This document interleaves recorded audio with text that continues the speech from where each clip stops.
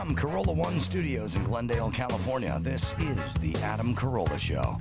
Adam's guest today, comedians Joe Coy and Mike Finoia. With Gina Grad on news, Bald Brian on sound effects, and Dave Damashek's here for good sports. And now, always embarrassed, never scared, Adam Carolla. Yeah, get it on. Got to get it on. No choice but to get it on. Mandate, you get it on, dude. Yes, put that on my tombstone. Always embarrassed, never scared. When my car's going backwards at 90 miles an hour, I'm thinking, this is embarrassing. But I'm not thinking, this is scary. Right. It's incredible. It's a superpower. I think I would get to scary if I got past embarrassing. But I can't get past embarrassing. That's where I live. Oh, good day, Gina Grad. Good day to you. Handball, Brian. Boy, that Adam Carolla, real impressive guy. This half of the show brought to you by rocketmortgage.com/Adam, TommyJohn.com/Adam as well. And we'll do some Castrol Challenge tweets as well. Now, something I'd left out, the big controversy brewing, and it was also noted by good, God damn it, Matt, just Matt D., that there was some controversy with the Sotheby's, which is also RM Sotheby's with the Bixby, the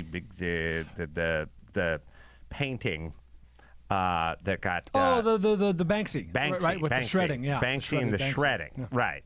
They're So auction a house, couple right? they're connected. RM does the cars, Sotheby's. It's like RM Sotheby's. I guess Sotheby's does the paintings and the antiquities, and they do the cars.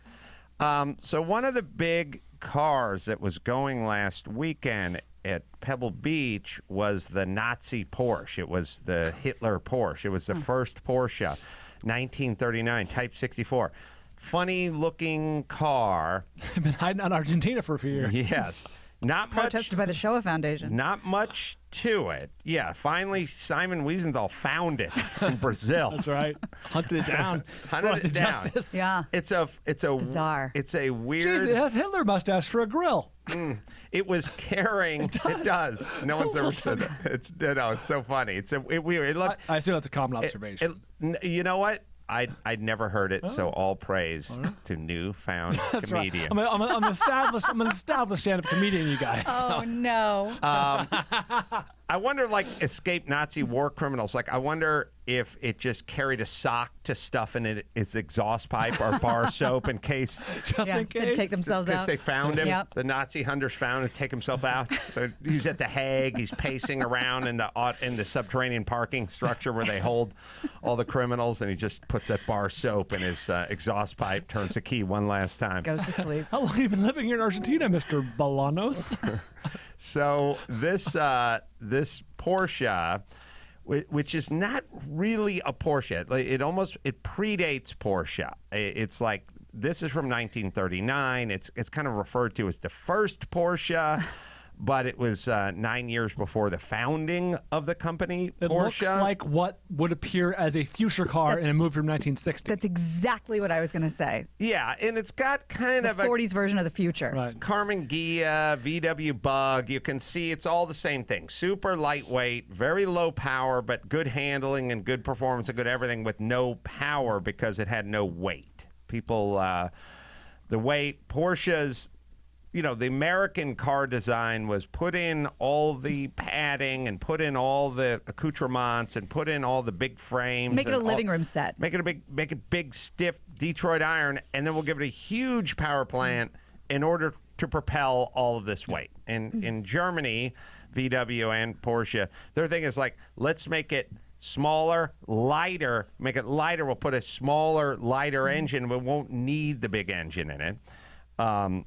The sort of Shelby AC Cobra is basically him going, I'll take your little lightweight European car, bring it over here, and I will now put a huge V8 engine in it, and now we'll really whoop up on people. And that's kind of what happened with the Cobra story. But anyway, this thing was highlighted as one of the biggest cars of the weekend in terms of how much it would fetch. Now, nobody really knew how much it would fetch because there was no comps. Comps. Comps. Mind comps. Mine comparables. Mind comparables. You have to have comps. If you're selling a house, you have to. Now, the easiest thing in the world is when you're selling a condo unit and one of the units just sold up the hall. Right. It's a 2-bedroom, split, whatever. With Same floor plan. With the thing, same floor. Whatever that thing sold for, it's exactly what yours is going to. I mean, we know exactly where to start our conversation with any potential buyers. Now, if you have a car that's a little more, one of my Newman race cars or something, then you have to kind of find other race cars that it would have raced against in its time or seem comparable, but you're never going to find the exact same car. But there are other cars around it that are close enough that you can kind of drill down on some estimate. This car doesn't really, even when you sell last year when they sold basically a $50 million Ferrari GTO, other GTOs sell from time to time, and there's a little history, and you kind of knew in advance about what that car would sell for. They did not know what this car would sell for. And they got, Max Patta, you're going to have to try to figure out the nationality of the auctioneer. Sounded British. They like to use British. Everybody's trying to figure that out. But good, regular, or just Matt, was saying that could be Scottish or Irish because all these guys use British guys and they don't have trouble. Okay. This guy was having trouble with the difference between 70 and 17. Aha. 17. It's a big difference. The British guys I've heard do it. And I also speculated that at these guys' level, where these guys auction cars, they don't do anything under $20,000. So they never say a $13,000 Toyota Corona wagon. They wouldn't my first car. They wouldn't sell it. They don't do anything in the teens.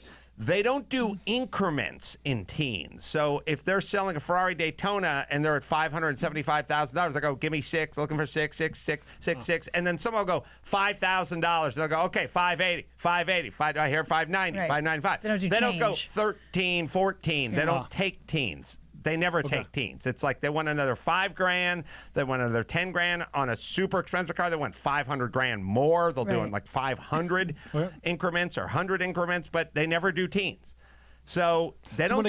When the bidding gets up to $13 million, what is the next bid? Is 13.5? They will go. Or they'll call for 13.5? No, what I'm trying to illustrate is they will do fives.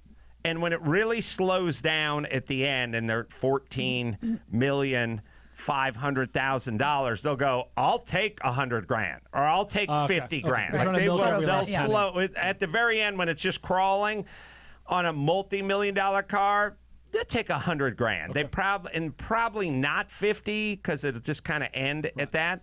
But what I'm saying is when they have a $200,000 car, they're not getting teen bid increments. And they're just getting 10,000 or 20,000 or whatever.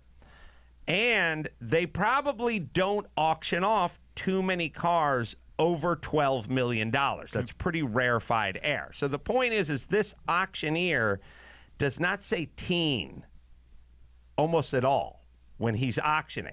He doesn't do it on it never comes up. He doesn't do it on the low end. Right. He doesn't really do it on the high end, and he doesn't do it in the increment in between ends. So he never has to practice his teens. So the big controversy was there's a guy running the big tote board, and the tote board is talking about pounds and euros and yens. It's doing it's the whole automatically in the conversion. converging. Yeah, it's doing the conversion. Shekels. Right. So this guy, well, I'll just let Probably you not guys for the hear Nazi it. car. That's what I was getting at. So this guy is saying 13, 14, and people think he's saying 40, 50. He's not saying 50, he's saying 15. But the guy on the board is going 50,000. Ah, oh, sorry, 50 50 million. million, 60 million. So the displayed price is way off. And everyone in on is just kind of confused. Like, what is he? And because, so if this is a Ferrari Daytona, is $550,000 to $700,000. That is the entire thing. This car, no comps, Who knows? no prices in the book. Nobody knows if it's $100 million or $28 million or $18 million. No one really knows. It's just who's in the room. So now if you were doing a Dino Ferrari and you're at $10 million, everyone would go, no, something's wrong. Right. Something's wrong. That's way too much. But now, so I'll just let you guys listen. Is this from in the room? Because I just saw the CNN this report. Is in the room. Wow. With this, ladies and gentlemen, we're going to open the bidding on this lot at $13 million. I know, 13 million. Are you all bidding? At $13 million, 13 million. And I had 13 million. Thank you very much. 13 million seconds. $13 million. You can hear people saying, No, right. Drunken chicks. 13,500,000 now. There's a 13,500,000. 13 million, 40 million. 40 million. Thank you. $40 million. And 500,000. 40 million, 500,000 out of this. Now, the auction record is 48. $15 million. he thinks he's saying 14, and the Right. auction, and the person working the board doesn't know. And he cancan't see the board. Behind him. 500. 50 million, 500,000 now. 50 million, 5 now. 60 million. At $60 million. 60 million. What do the people bidding think he's saying? Are they watching him or the board? 500,000. They're half and half. 60 million, 500,000 dollars business at 65. At 60 million, 500, 70 million. No one's pointing this out.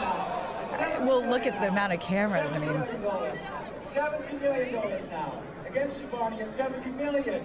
At $17 million to He said it pretty clearly right there. He's saying both ways, Yeah, really. yes. It's 70, guys. It's 17. It's a bit exciting to write 7-0. It might be my pronunciation. We're at $17 million. Yeah. boo! I think about 10 seconds ago he realized that no one can understand him. Well, somebody just got lucky. I'm telling you, get a guy from New Jersey. I don't care. Declass it up a little bit. Or hit that N, man. Well, I'm guessing he just Like you never said, he he never never- lives in the teen worlds. And all right, you can stop now. Now, first off, the people that own the car are there. Heartbreaking. So they're Oh, no. they're God. staring They at took a that hit. board, and they're at $70 million, and they're staring at that board, going, "Oh my God!" And there's a little confusion because he says sounds like he says 13, but it could say 30 Yep. at the beginning. But somebody raises their paddle, so they heard him say 13, not 30, and then someone gets it from 13 to 14. They raise their paddle, even though he says 40. I was going to say, presumably people raising their paddles can see the screen behind them. But that's why I thought, what are they looking at? Does somebody think they bid 70 million? I don't know, but whoever owns that car thought They were in for 70 million. 80 Payday. seconds they had 70 million, and then it dropped down to 17, which you should still be happy with. But that's Didn't make the Yes. reserve, though, right? I read it didn't make the reserve. I don't. It's a Dutch accent, so says Max Zapata. That's why Damn Dutch. there's difficulties with it. The reserve is known to the auction house. The reserve is the price that the auction house and the person that's consigning it agree to. You can go in there and go, I want, I think the reserve should be $50 million, but they won't do it. They'll go, here's what we've appraised it at. You can haggle a little about it, but generally there's a reserve price. They're not going to let you know in advance. They're not going to let anyone know what the reserve is. They will usually give you the estimate, and they just want you sort of bidding on that. Right. And some stuff, once in a while, you see something goes right to the bottom of the estimate and doesn't sell. Like the person had a high reserve on something that got to the, it was like, I'll see stuff that it's between $700,000 and $850,000, and the bid goes up to like $680,000. And it's a no sale, but with the 10%, you'd be paying $740 or whatever for it, which got you above the bottom of the estimate, but no sale. Like Wow. they'll do They that don't count that, sometimes. huh? It's like and a then tip. there are other times when something will sell for $550 and the bottom of it'll be $700. Like Right. that's just a lower. So they'll say to that guy, look, this Ferrari's not going to sell for $750,000. It's going to sell for $550. So put a lower reserve in and blah, blah, blah. Sometimes they lift the reserve. Sometimes they get someone that gets right up to the edge of the reserve, and then they go, let's get you and go to the back, roll the car off Right. the thing. You bring your checkbook. Let's sit down in this office, and let's get this done tonight sort of thing. Because So- we know you want the car, and we know you We're want to so sell close, it. You're yeah. just Let's get $40,000 close. off. Right. Did they? They never sold it. The bid was supposed to open at $13 million, but did people know that? I don't think it said it in the catalog or anything. And that's what they should probably let you know where it's going to open. Anyway, were you in there? No, I was next to. He's pushing his car. Bump starting the car. Starting my rental. I just got in the habit of it. I found myself enjoying it. It looks exciting. It is kind of crazy when they get that high. We're probably sitting at the bar, and Charles was telling Chris Morgan what he wanted. They had any more jalapeno poppers? Demanded he reopen the kitchen. But anyway, Charles doesn't do bits; he does its. I did. I forgot. I yelled that at Chris when Chris was confused. Pretty good. It's happening. It's happening. So I don't know what happened to the car. I don't know how high someone would go with that car. The $20 million seems to be about right, but there's just no telling. There's just no telling with that car. There are no comps. Didn't get there this time. And it's also, if you drove that car around, you would find it more exhilarating to drive a bone stock, naturally aspirated Mini Cooper from 7 years ago that was an automatic. Like that's how much fun you would have driving that car. That is just a pure conversation piece. Yeah. It's a piece of history. That's Hitler's car. That's all. Hitler's car. Anyway, Joe is supposed to come in, but we've not got hold of Joe Coy. Joe, we wanted to marry to Brian, who we have My his pleasure. stand-up set What a life. at La Brea, right? Brea. Oh, sorry, Brea Improv. Improv. Yeah, which sort of Orange County-ish, people outside the area. Now, how did it work? Joe had sold out many, many shows there. I think he had 8 nights of 2 shows each night, or possibly even 3 on the weekends. I'm not sure about that, but it was 8 consecutive sold out nights. It was incredible. They well, let's start at the very beginning. Joe came in here, a couple weeks ago, and we Threw got down the gauntlet. We got to just talking about my stand-up comedy class, and Joe just took an interest. He's like, "Hey, you want to do 5 minutes for me at Brea?" And my first response was no, because it was terrifying. But I realized, like you said, Adam, about like Dancing with the Stars or whatever, like if it seems scary, you should do it. And it seems scary to if me. it doesn't involve a bear. Yeah. Hey, That's the whole act. Max, you can tell Dylan to have a seat. We won't. I'll get into his stuff tomorrow or the next week or something like that. Will do. He's just waiting in the wings for some jump rope related stuff. But no, what I'm saying is there's things that people say and they go. You go, oh, that sounds scary. And that involves like free climbing. Free climbing to me sounds horrifying. I see people hanging off the side of Half Dome. I go, that sounds horrifying. Right.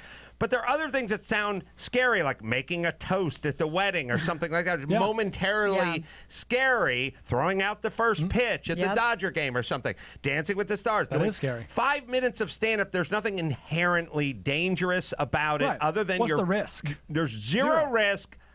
But you are putting yourself out there. 100%. There's nothing that can physically come close to you.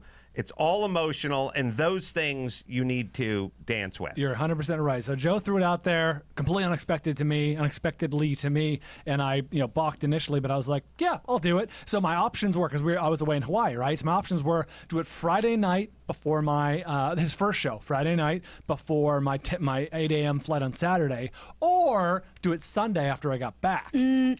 I didn't want that hanging over me all me week. either. That's not a Me neither. vacation. You gotta earn that I was vacation, tempted. too. I was like, that extra week I could do some writing on the plane. But no, I stuck it out and I did it on Friday. I've been very interested in hearing. I saw Brian tweet about it. Sounded like it went well. It was right about 5 minutes. Joe probably had you open and then had his opener come out and do 20 or something. He had 2 openers, like real openers, like I do, who do stand-up comedy, already set to go. He came in. I didn't expect this. His nephew, who he had just been in Maui with, he wanted to, like, hey, Uncle Joe, can I do stand-up? Can I do 5 minutes of stand-up? He's like, sure. So he comes in with his nephew. You're in rarefied to air, the Brian. green room, exactly. And he goes, all right, so it's going to be my nephew first, then Brian, then so-and-so, then so-and-so. His 2 openers. Was it Chase? Oh, hold on. The guy who's painting the address on the curb in front of the club, he wants to do a tight 7. So hold on. Well, then let him use the sink if his cuticles are all screwed up. All right. So then that guy. So that guy. Valet. Waiter. There's a guy who's checking on the HVAC, but he's on the roof. Anyone else who may wander in and show an interest, Or not. So or not. So your video was taken by your documentary team. Yeah, right? Dom, my director. He shot some handheld footage. They actually do they tape they shoot the stuff professionally at Brea. Unfortunately, they haven't gotten it to us yet, so we're stuck with the handheld footage, which actually turned out okay, and it's good enough. You can hear the audio okay. He's right there in the sort of third, fourth row, whatever it is. And yeah, went on second.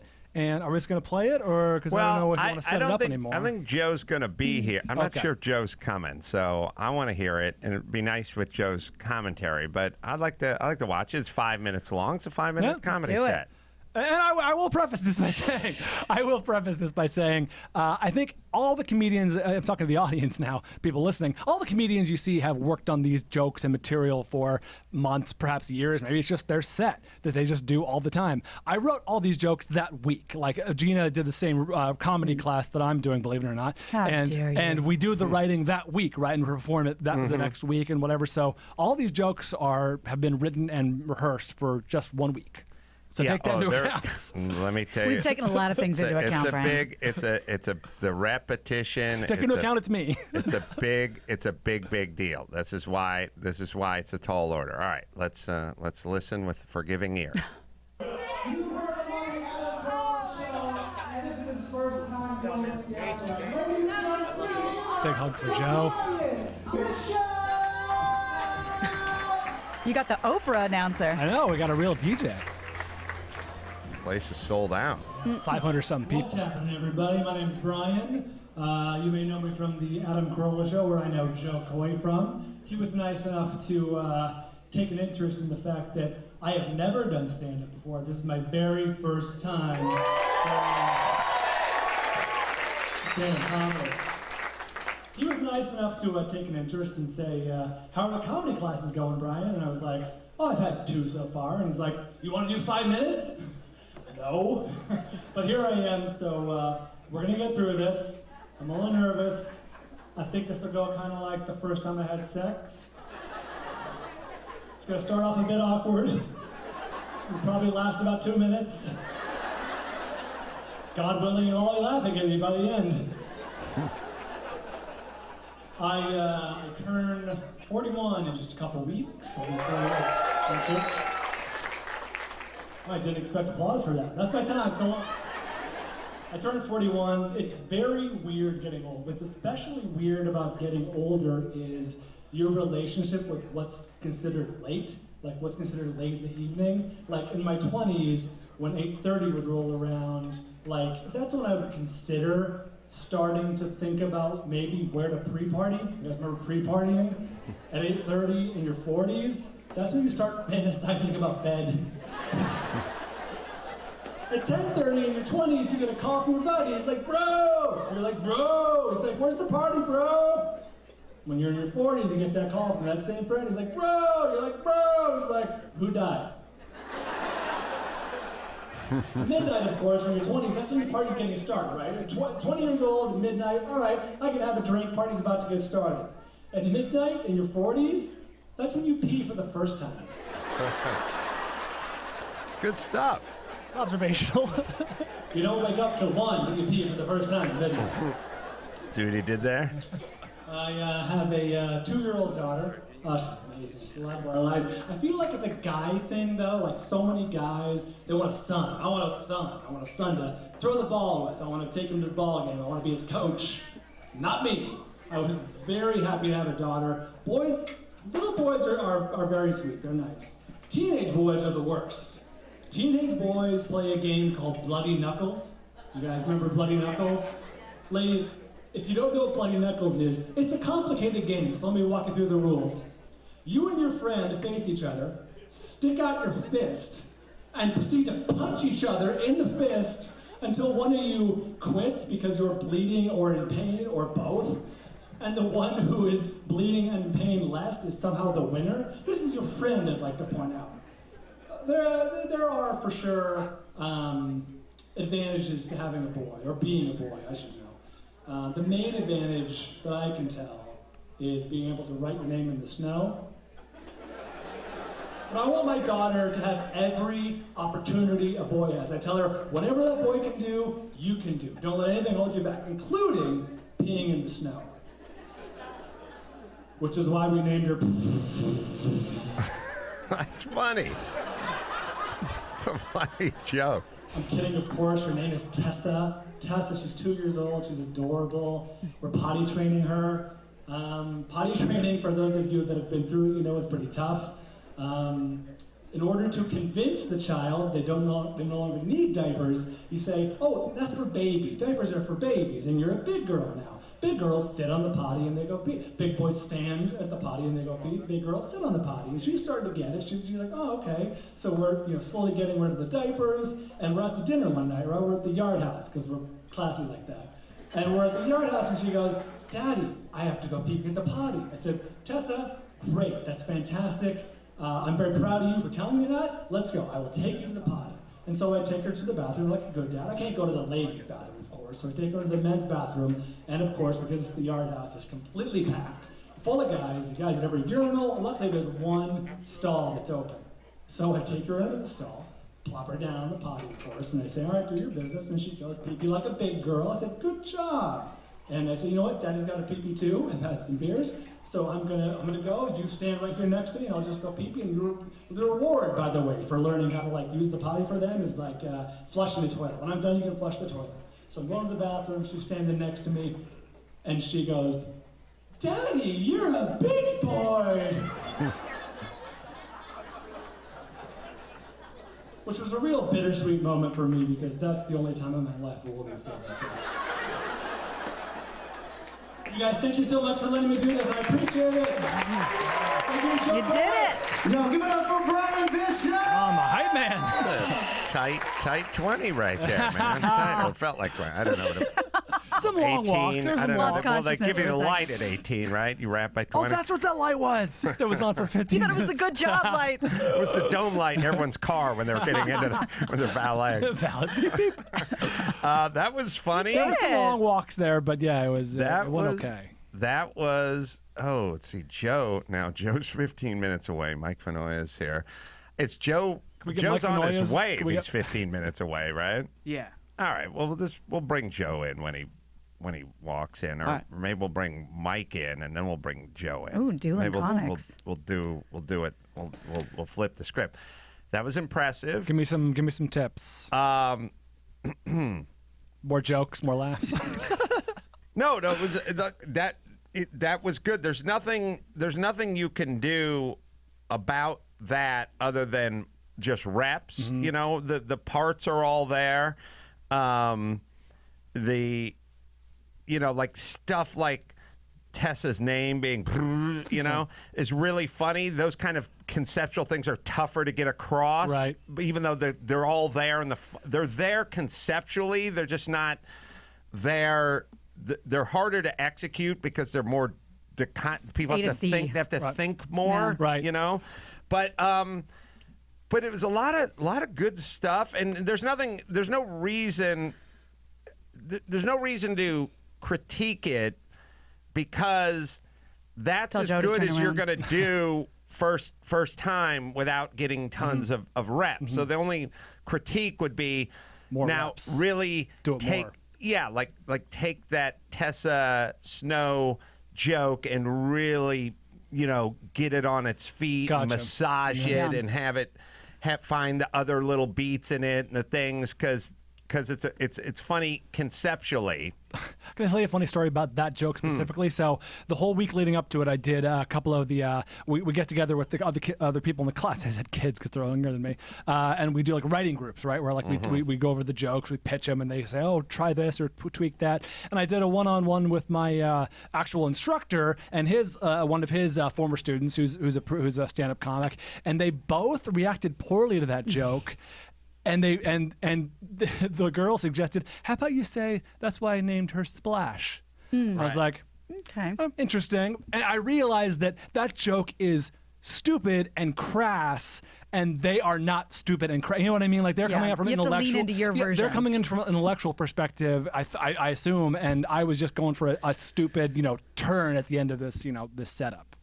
I don't know. If you suggest naming it Splash, you're suggesting you don't really understand what the joke is conceptually. The joke is, it's a good base. A woman can do anything a man can do, and you kind of think about it now, and you go, they're women athletes and women race car drivers and commercial airline pilots and astronauts and blah, blah, blah, and you have CEOs, and you go, oh, we are there. And then you go, but you can't write your name in the snow, and you kind of go, oh, well, that's true. Yeah, I guess no matter how much education you have and how much training you have, it's going to, that they still cannot do.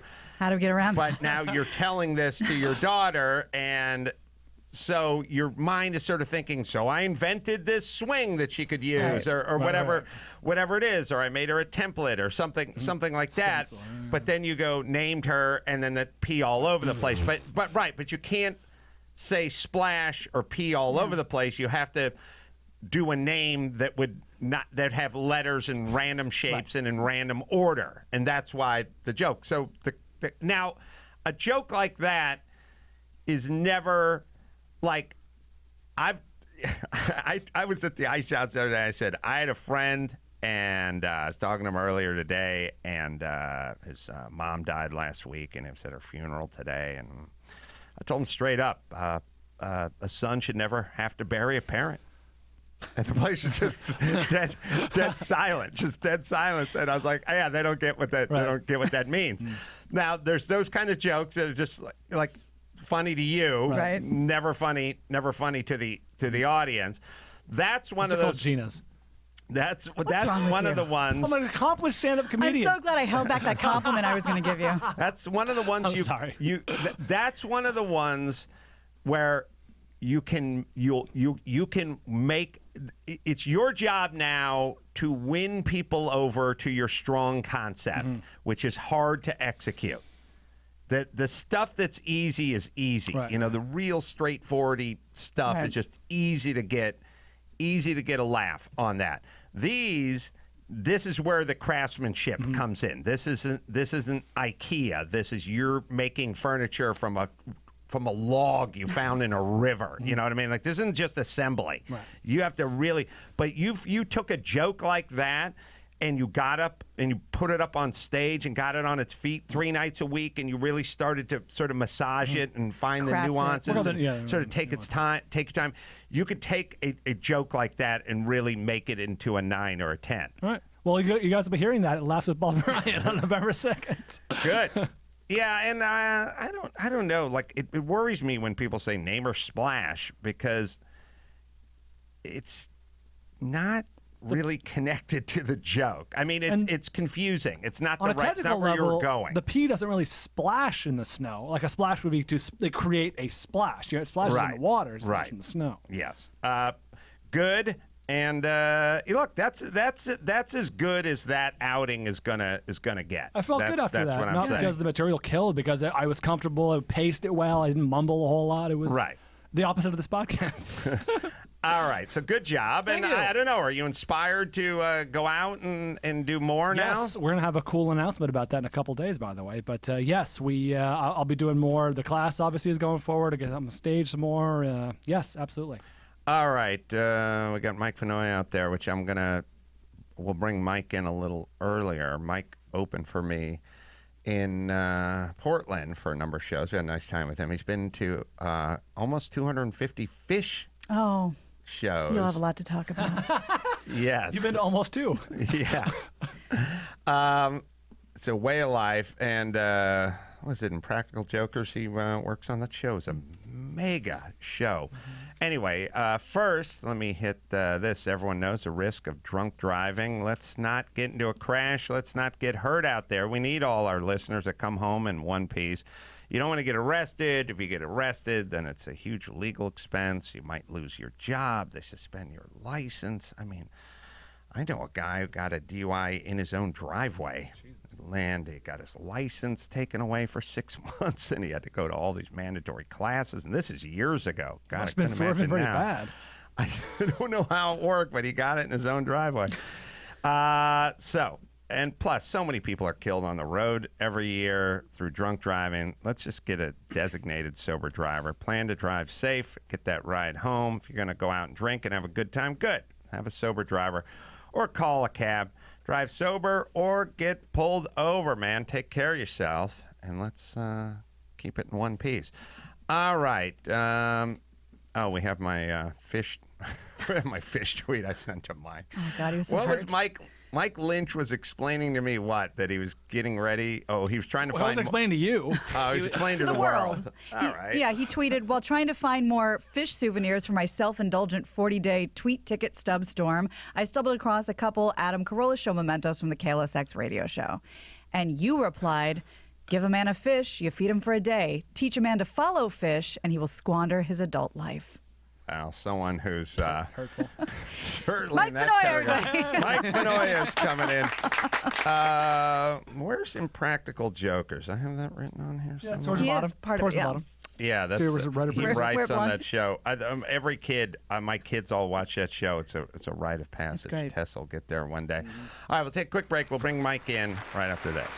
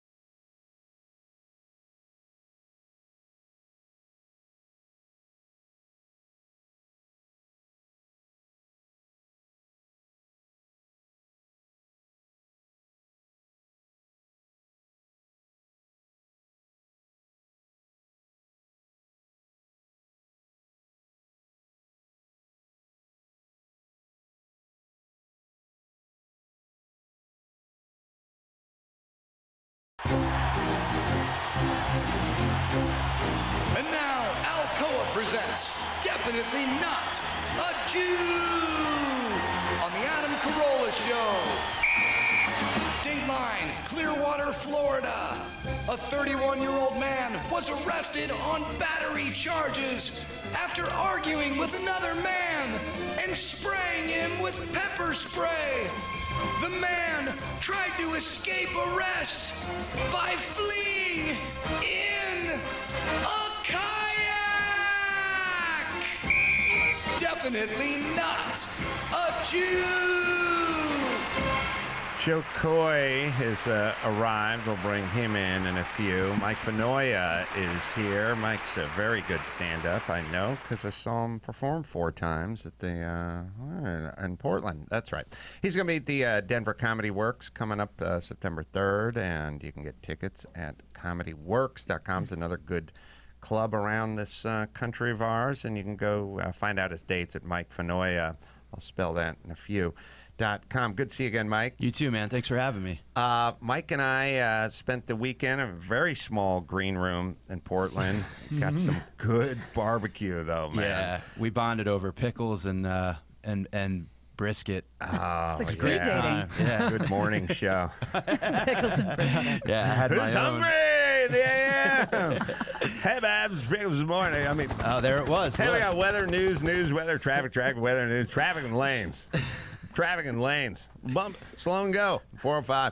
Mike, Impractical Jokers was a show is a show you work on and write for and Yeah. do stand up for Yep. as well, because they do a whole live tour as well. That I don't think people who don't have kids, I don't think they quite know how big that show is. It's a mega show. It's I found just by talking to people either absolutely love it or have no idea what it is. There's no in between. It's just very like weird. 4 regular dudes from Staten Island who did like a hidden camera sort of dare show, and it's a rite of passage for like every 9-year-old boy and sit down. But you watch it with the kids, and it's funny.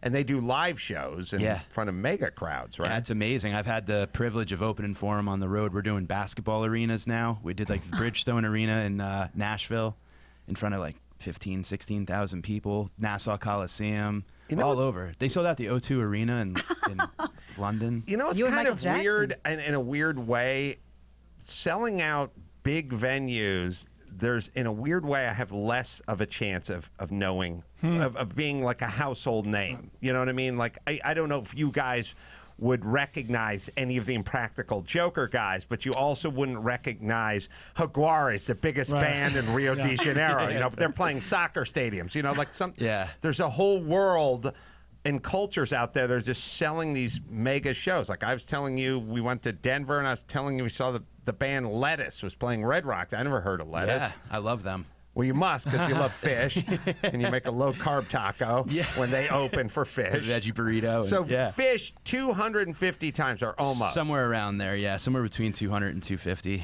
What am I missing about Phish? I respect you. I respect Mike Lynch, who writes on this show and has been to over 40 concerts. I went with him. I didn't get it. Okay. I didn't think it was bad. I just didn't get why I'd have to go to every performance. I hear you, and I think that I grew up playing sports. I grew up chasing chicks around. I was never a Dungeons and Dragons or Magic cards or whatever. For some reason, this is my nerdy thing that like they play a different set list every single show. They've never once played the same show twice.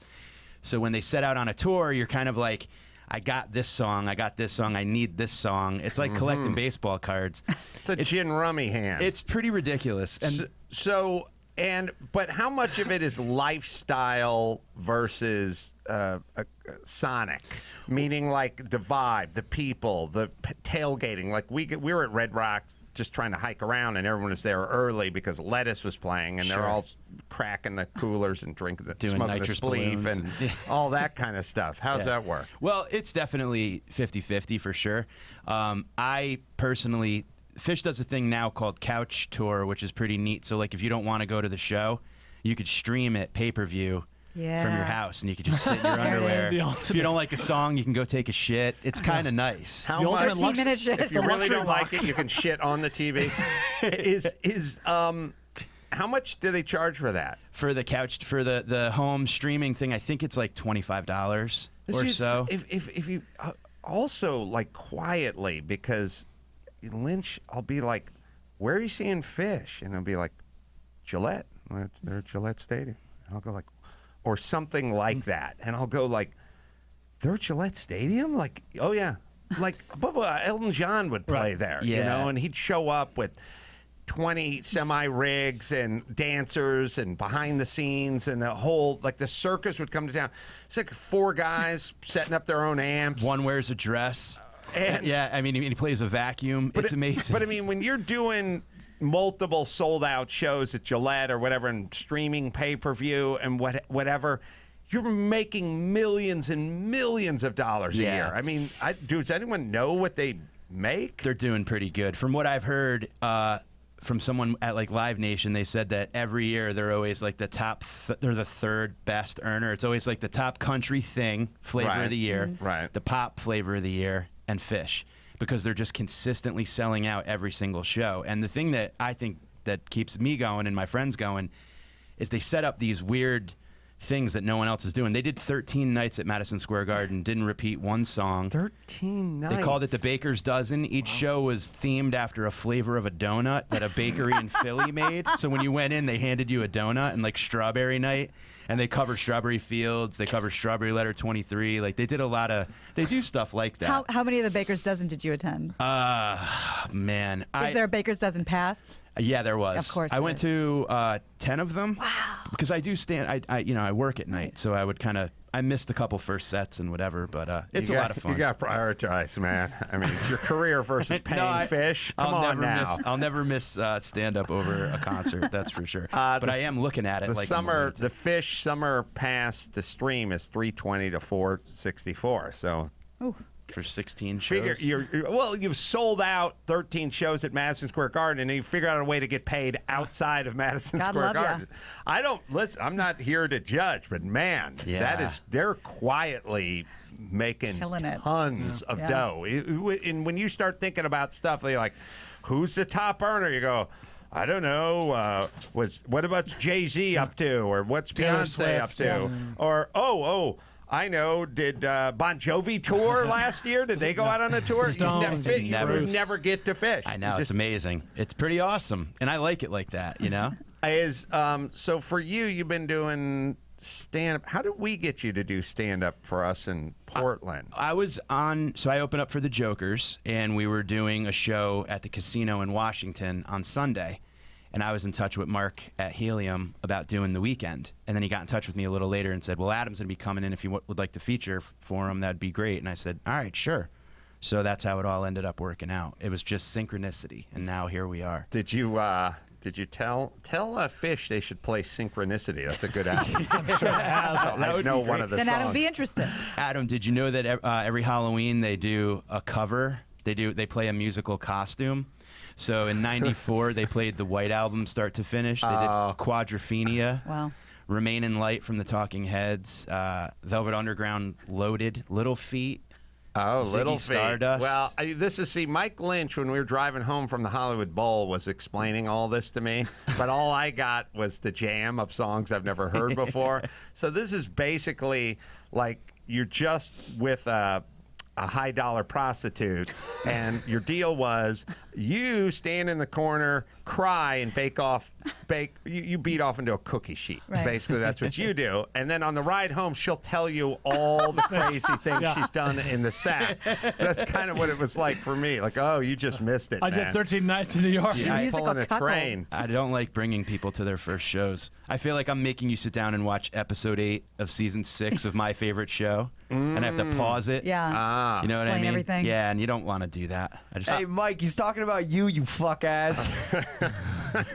So, now, did you tell the Impractical Joker guys you had a good time with me, or did you tell them I was a douchebag? No, I had a fantastic time. I thought it was a blast. It was, wasn't for it? that small space we were in, we all hit it off pretty quick, which was nice.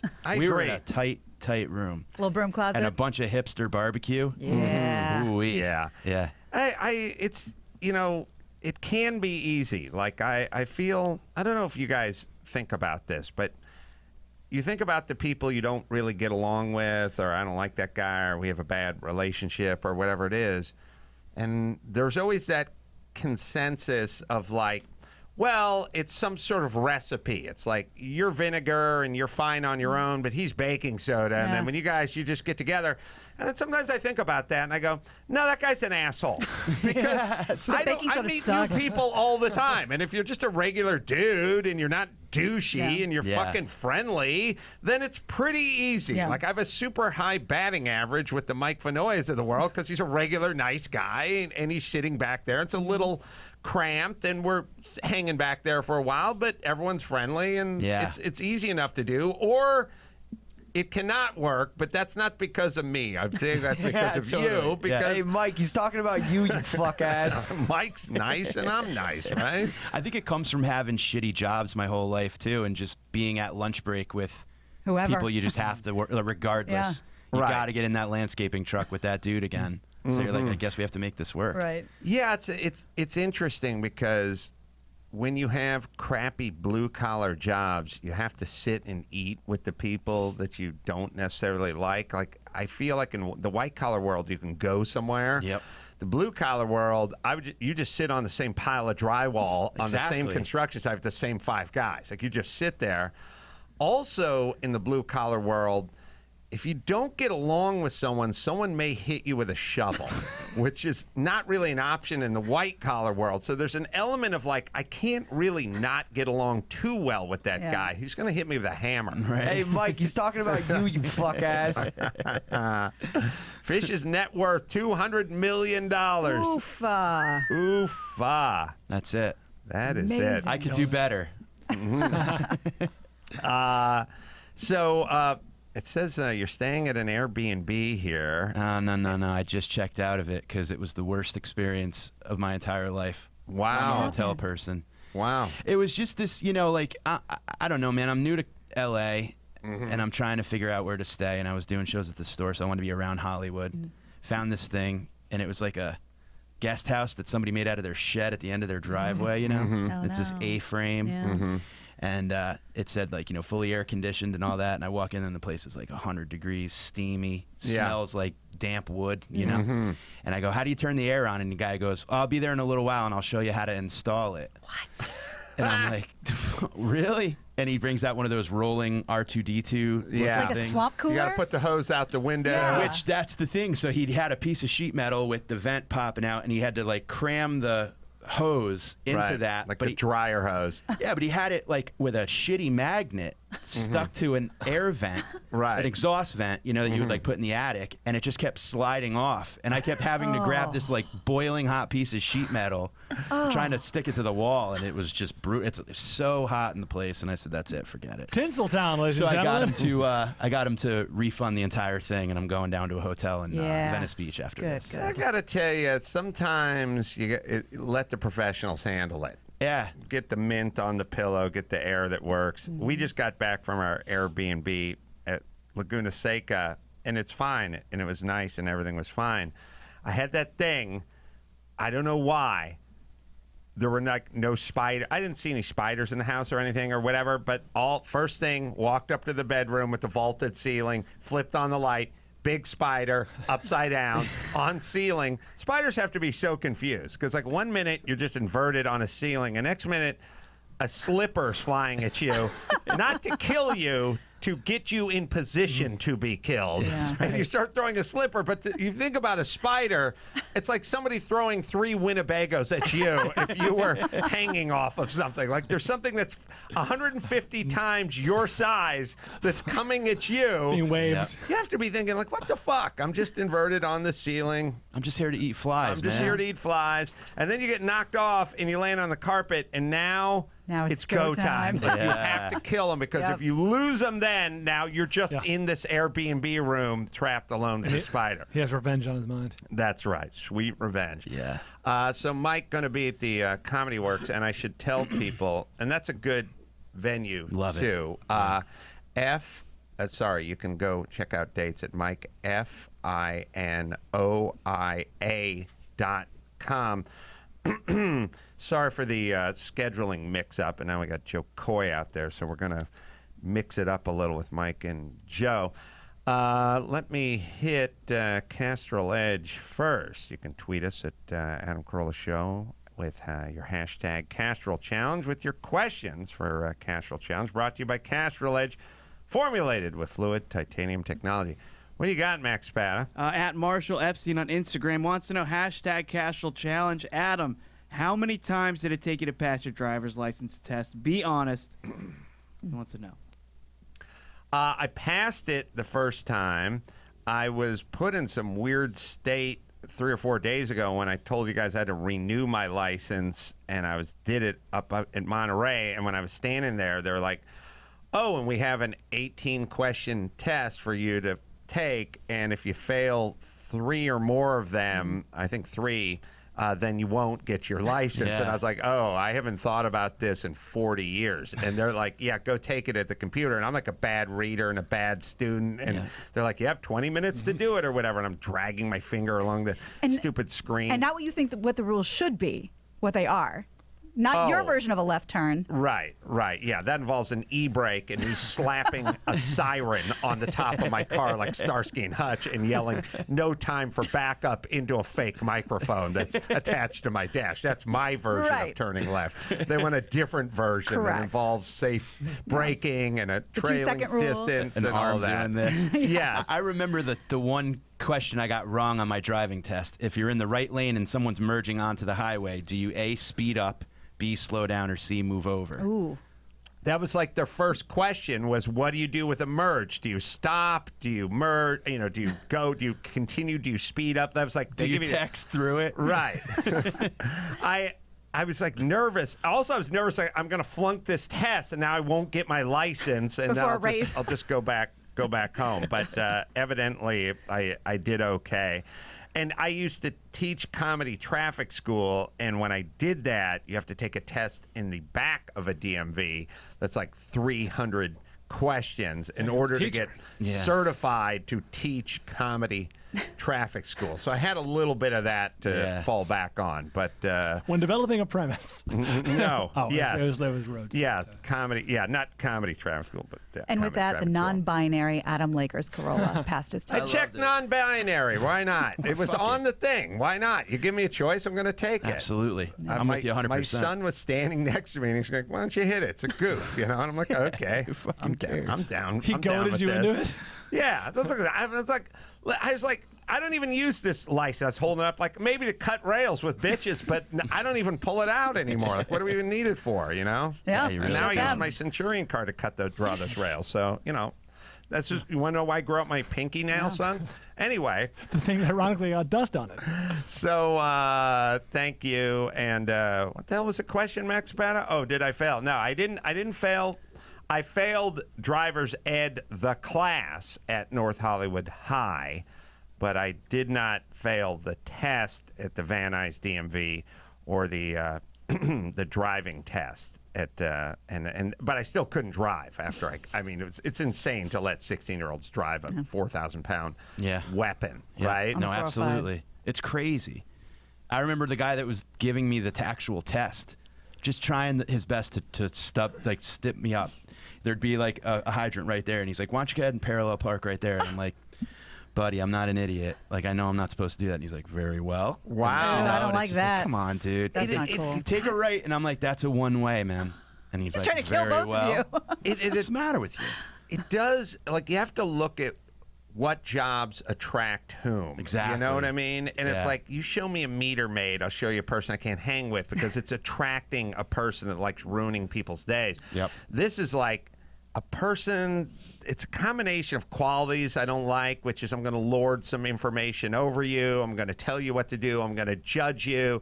They also know everyone is nervous and just a bag of nerves when they enter the car, and they seem to kind of enjoy. Get off on it. Yeah, like, totally. Like, I'm going to lord this over you. I'm not attracted to that person. No. If you said to me, here's what this person does, I'd probably sooner, like, we're having a dinner party. You can sit next to one of two guys.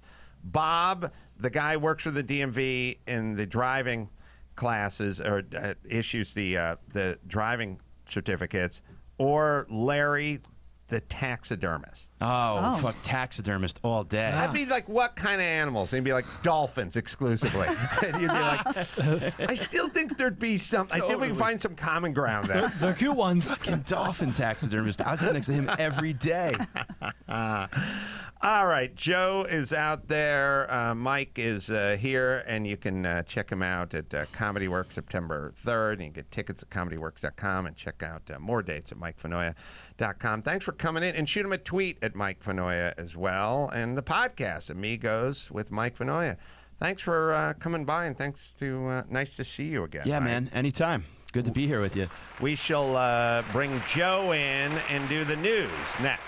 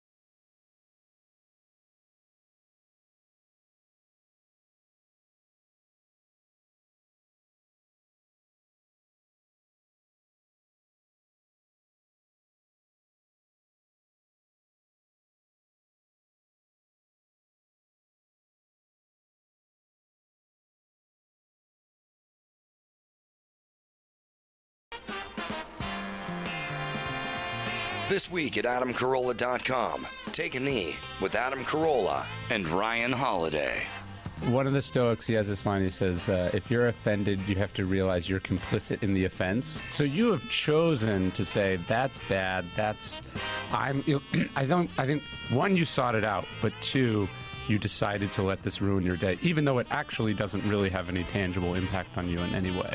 So that's the narcissism. You're choosing to feel a victim, even though in this one case you're objectively not. Subscribe to Take a Knee with Adam Carolla for a weekly dose of inspiration and motivation. And get unlimited access to Adam Carolla's archives. Sign up for Podcast One Premium. Use the Podcast One app or click the link at AdamCarolla.com. Joe Coy in studio. This half of the show brought to you by BlindsGalore.com and LifeLock.com as well. Joe Coy, good to see you, my friend. Thank you for letting me come in, sir. Even though I was late. That's 100% my fault. I know how much you hate it. I don't want a random email from you firing me. Yeah. I don't want that. Adam. Please. I don't.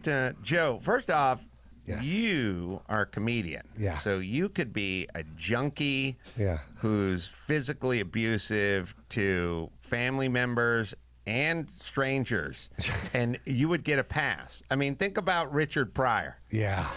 That guy did whatever he wanted. Yeah. Any time of the day with whomever, and no one said anything ever. And you wanna know why? He was the toy. Yeah. If that guy was He was the toy. God, I if he love was that a movie. crane operator, we would have issues. Yeah. He'd be If he jailed. worked at the airport, we would have issues. Major issues. If that guy ran a daycare center, Not good. Not a good look for the daycare center. if that guy drove a cab or a bus with seniors in it, he would have issues with everything. But it's like, what happened to Richard? He was freebasing with some underage runaways, and he lit himself on fire. That's Richard. Oh, Richard. So you're a comedian, Joe. You get a pass. You get to do whatever you want. Sam Kinison, Joe Coy, and Richard Pryor can do whatever they want. Thank you, sir. In a weird way, what gives you more license to do what you want? Black comedian from the 70s. Oh, you better have another good example. Well, British rock and roller. Oh, yeah. from the 70s. Photo finish. I mean, but I feel like even that doesn't give you quite the leeway.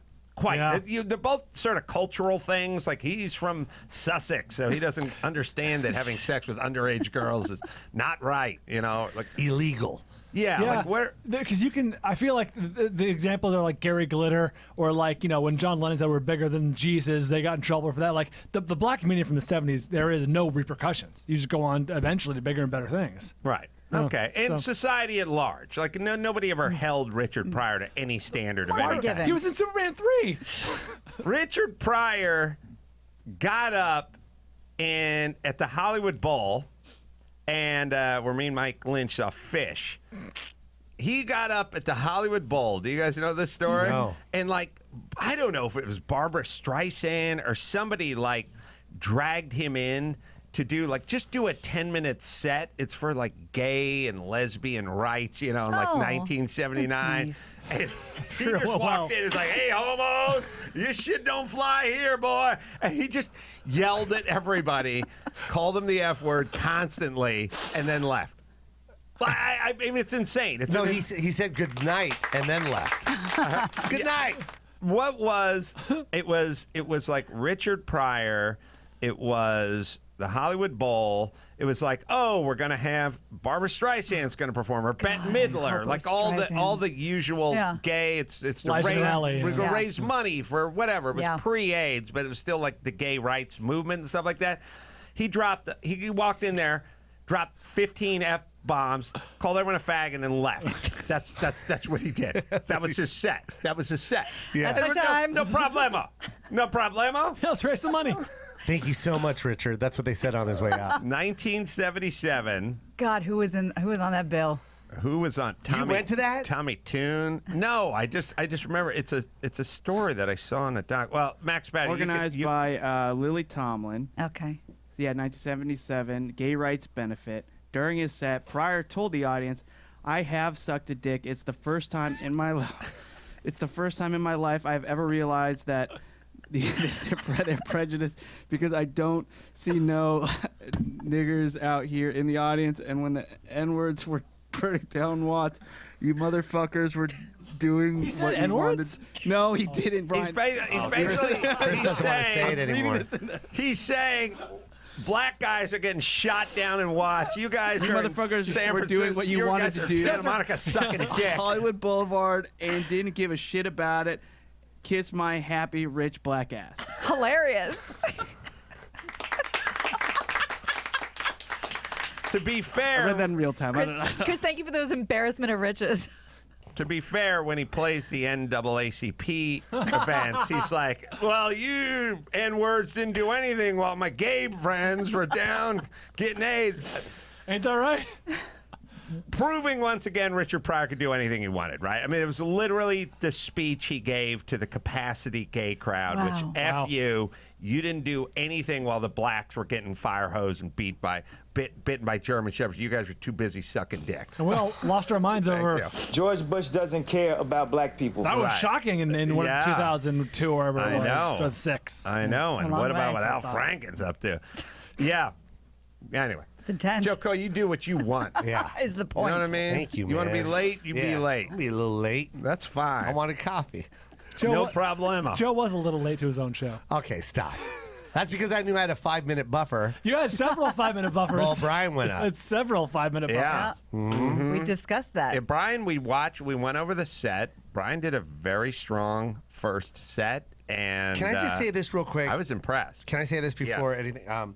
When you give a guest set, it's beautiful. You know, the people come in, they're like, yo, Joe, thank you for giving me five minutes, get to talk to your audience. I put like 4 guys that night doing guest Yeah, sets. your nephew, me, and then your 2 Yeah, regular openers. and then Brian had a guest set. He was the only one that brought a camera crew. Yeah, he did. Big He was time shooting too. a fucking special. Yeah. Ah! He's, I had He goes, one I got a guy- loft. I had He one goes, guy I on the adjusted camera. some of the lighting. Speaking of which, Joe Yeah. demanded they change the lights for him. I did. You did demand Good you for change you, them. 'cause you're the star. He also rearranged the green room. That's right. Says mess with my feng shui. I Yep. said right away, Mr. Coy. That's a very serious thing for me, Adam. Well, he Why needed- do they have they got the space of the green room is half the size of this studio. And then they put a full L-shaped couch in there. It did and then they block put a full L-shaped table in there. It Which was awful. left That's not a great use of absolutely space. nowhere for Oh. anyone to stand. Like, even if Chris. you sat, your knees were hitting the table. Yeah. I told them to take the table out, and I told them to move the couch. I told them to move the table up against the wall and made that an extra seat. Wow. I got rid of all Wow. the plants and put the plant. They have be- plastic plants. I put those in the bathroom. Before he thinks he's the feng shui master, he was looking for a place to plug in a CPAP machine. That's I've been to exactly his what I was bedroom looking before. for. This He couldn't If I diva- were do to it with sleep, where do I put my CPAP?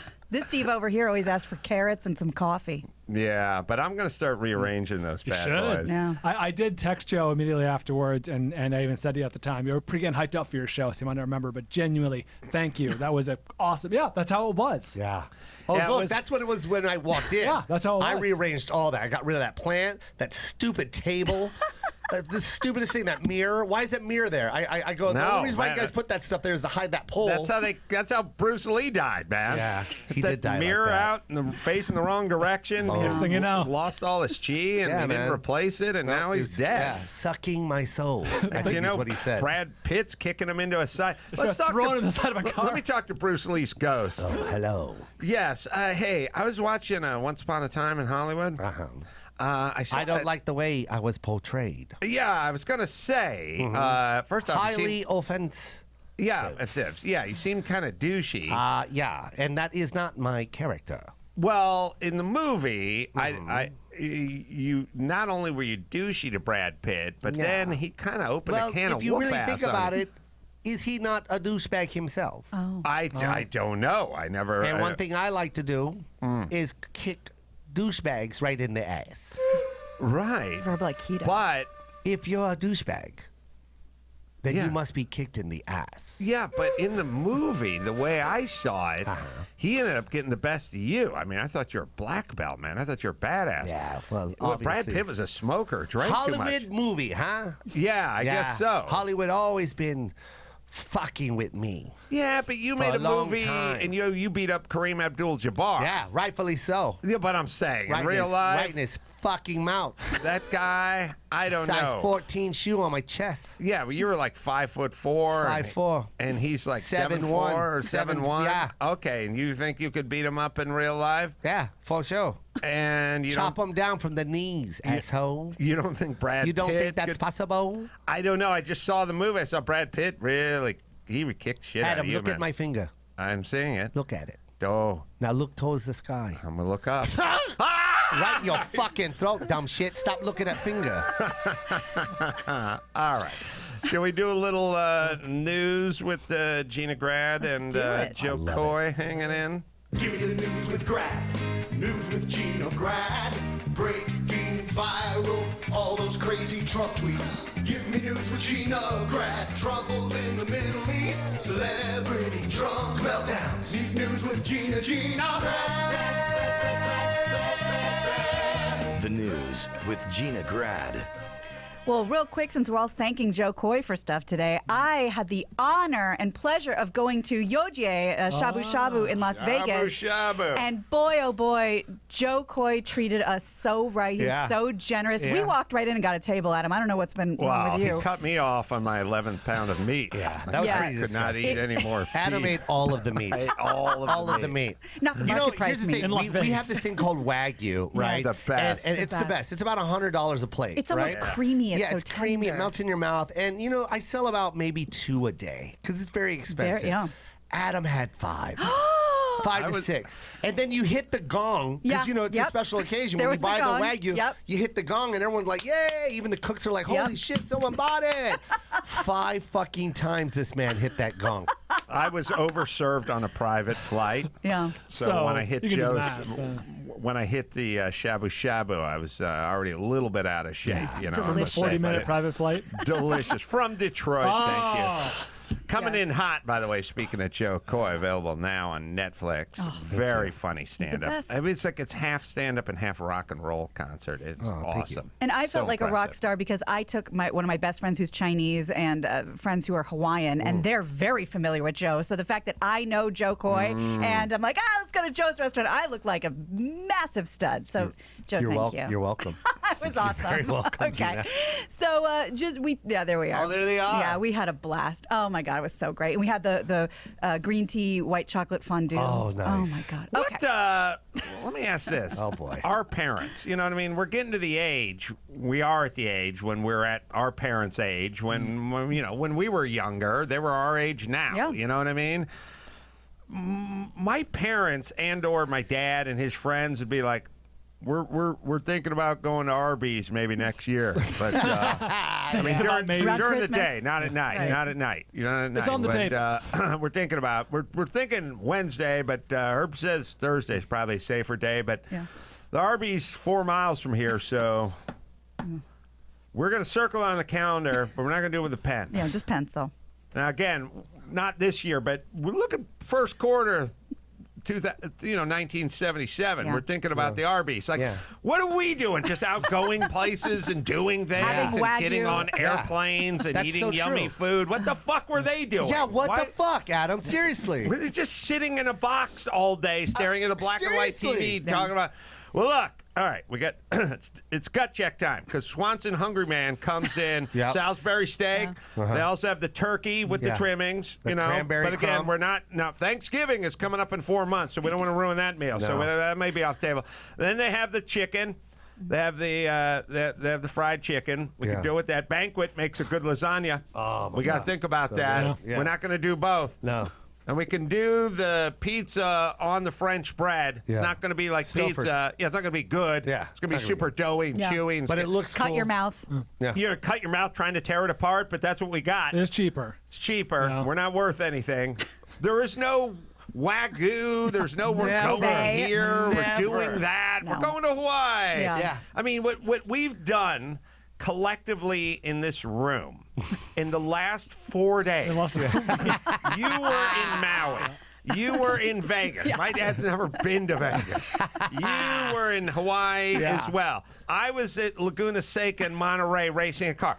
collectively, in the last 4 days, we've done more Barks. than my entire family tree has ever done. This is so sad. What was their thing? What What's was it? going Oh my on? God. Why was leaving the house such don't a hassle? understand. Was everything that expensive? Why was everything? Nothing was on the menu. Nothing. We never ate anywhere. There was- Literally, nothing was on the menu. no one ever said, hey, I hear there's a great Greek place that's it's opening like on the west side. We should go. Yeah. No, there was no checkout. There was no restaurant talk. There was no I hear this or I No. hear that. No. Once in a while, there'd be like, Billy Jack's going to be in the theaters next month. We could save up and see a matinee. But there was no enjoying or exploring life of any kind. Nope. I get it. You know, air travel was different and things were a little bit different, but no wanderlust at all. No expression of leaving the house, Yeah. Quality of enjoying life. or doing anything. Yeah. It's just going to sit here and we'll talk about shit that needs to be done. Like, I got to rebuild that trellis. Not today. When it cools down, I'm Seemed going to like work on the trellis. Every restaurant outing was centered around someone's birthday or some occasion. Like, that's the only reason you ever went out. Not only that, then you sat down and it was like, don't even look at the right side of Yeah. the menu. Do not even. No don't, appetizers. Yeah, don't look at the appetizers. Soup and a Don't look salad. at the drinks. Well, here's the deal. You can get a Shirley Temple if they refill Shirley Temples for Right. free, but if not, you're getting iced tea because Yeah. that they refill. Refill it, Tap water. Tons of rules around the menu about what can be ordered and what can't be ordered, and like sometimes you'd go, well, I want the onion rings and the French fries. Okay, Mr. Rockefeller. Your Highness, you're not getting both. Yeah. Like, Yeah. what were all the rules about? The rules with shoes. Yeah. What's the shoes? Take the shoes off. Don't come in the house with the. No, you don't wear those shoes in, or you're not going to take those out, or the containers. Yeah. You take glass walking out into a patio. God forbid you walk out in a fucking patio holding a glass Rams cup. You know what I mean? Like, where are you going with it? Get back in the house. You know, like. What were all the rules? What was all the go nowhere? What was all the imposed misery? What was that? What the fuck was that? Like, I can't even remember. I'm not exaggerating. I still know the one restaurant my dad finally took me because it had endless fries, and it was Red Robin. Right. Oh, yeah. Red Robin, and he couldn't stop talking about how you can order as many fries as you want. Keep getting those fries. I to this day I still remember it. That's the one fucking thing I remember. My son, he can't even count how many times I've taken him out to eat. We'll eat twice in one day. On and what go to two different continent with places. that boy? Exactly. And like, when's the last time you really like said, I'm like, son, you march your sweat jacket was put on the dining room table. You march back in there. You get that sweat jacket. You hang it up, and you're like. My kids come home and throw shit over their shoulder and then yell at Olga, bitch, pick it up. Yeah. And they just walk in the room and slam the door. Not respectful. They literally, there's no. They call Olga a bitch? Oh, what bitch? She was eyeballing She has a mean Natalia. right hook. I wouldn't. That's the kind of kids we live. My son has blamed the housekeeper for stealing his clothes. Oh, God. I go, you're a fucking piece of shit. I said that to my son. Don't you say that about them. I think they stole it. They're giving it to their kids. My nanny That's what he said. smacked my daughter for spitting on her. I was like, good, smack her anytime you like. Yeah. And if she spits on you again, you whack her again. Guess who stopped spitting on nannies? Natalia. That's right.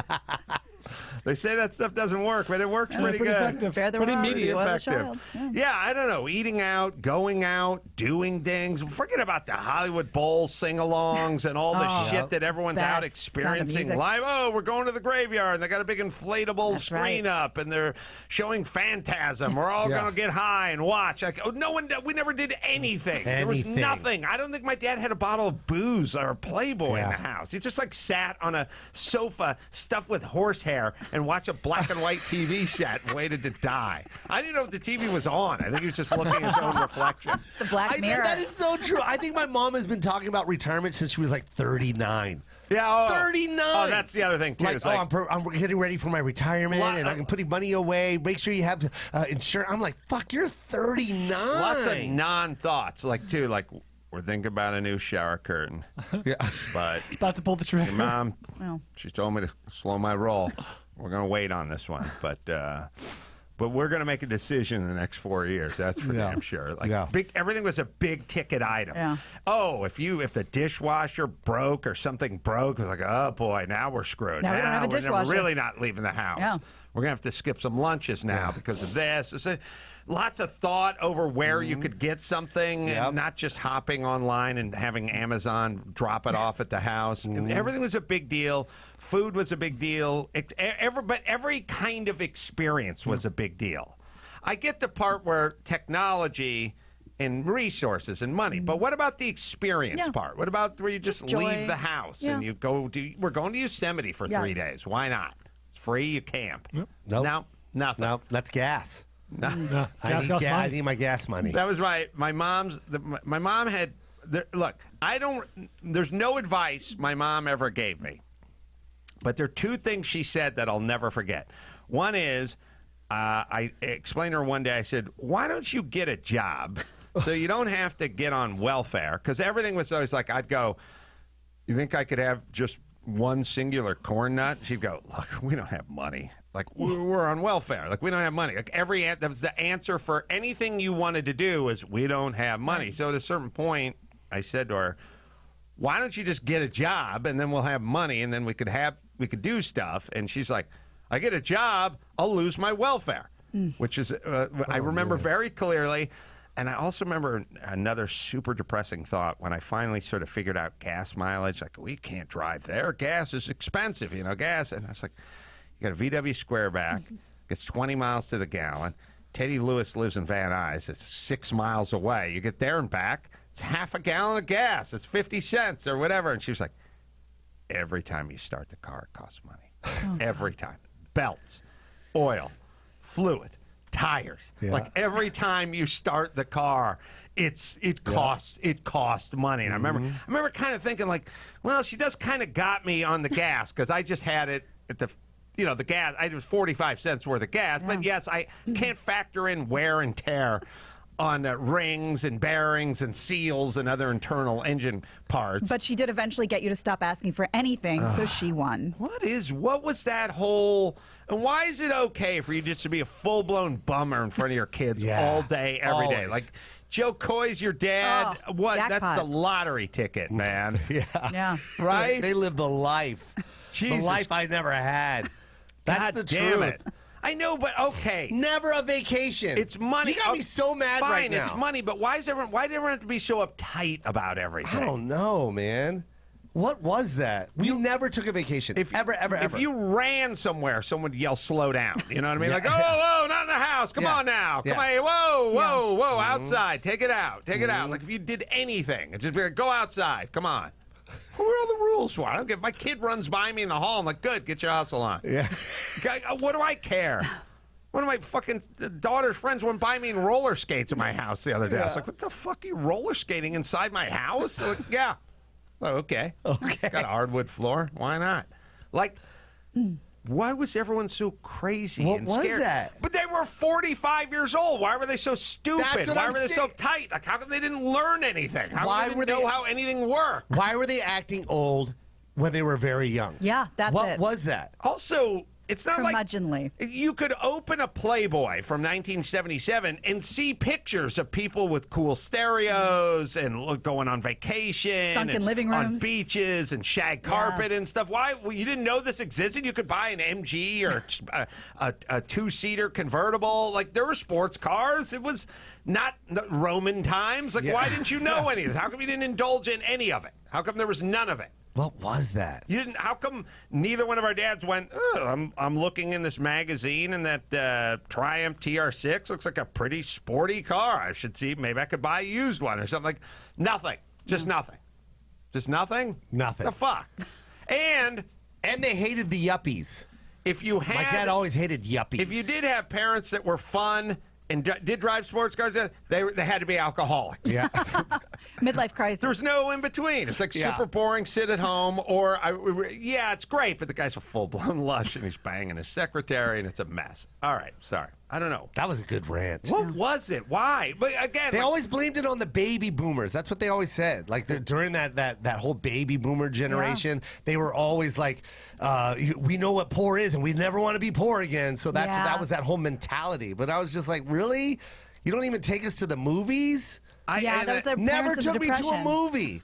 No, Never. Going out to eat doesn't make you poor. Mismanaging finance, like saving $18 doesn't mean you're going to be rich. Yeah. Like it's a bad math.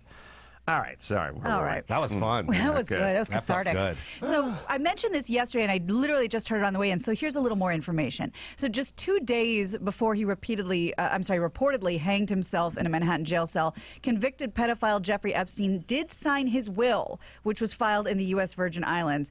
It shows that he was worth more than $577 million. And a state lawyer told the New York Post that, quote, it's pretty boilerplate. It's what we call a pour-over will, which means everything pours over to a trust. It's done that way for privacy reasons. And then some people speculate that it'll be harder for Epstein's victims to collect damages. He had if a it's in brother, trust. right?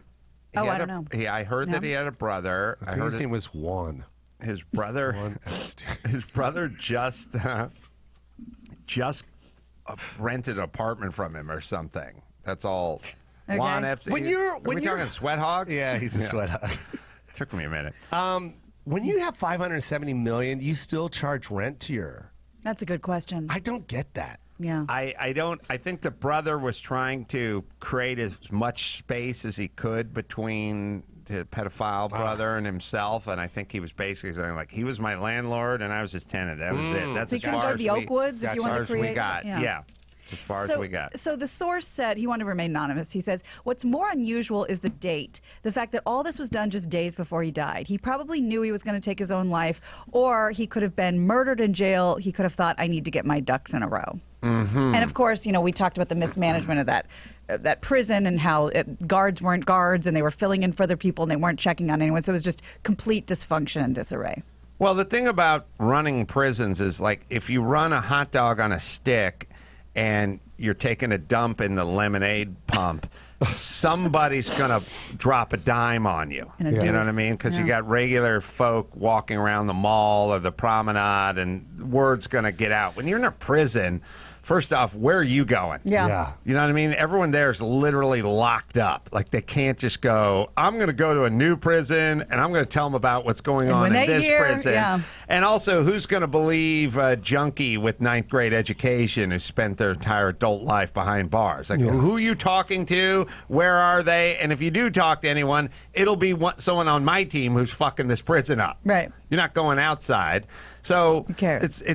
it stands to reason that they can go south and stay south for Yeah. long periods of time. You can't really do that with airports because somebody passes through and they're like, this is the worst fucking airport I've ever seen. And then the next thing you know, they hop on social media Yep. and they call their local congressman or whatever. I feel like prisons can go. Yeah. Yeah? You're right. There's nobody to tell. Right. Nobody cares. Yes.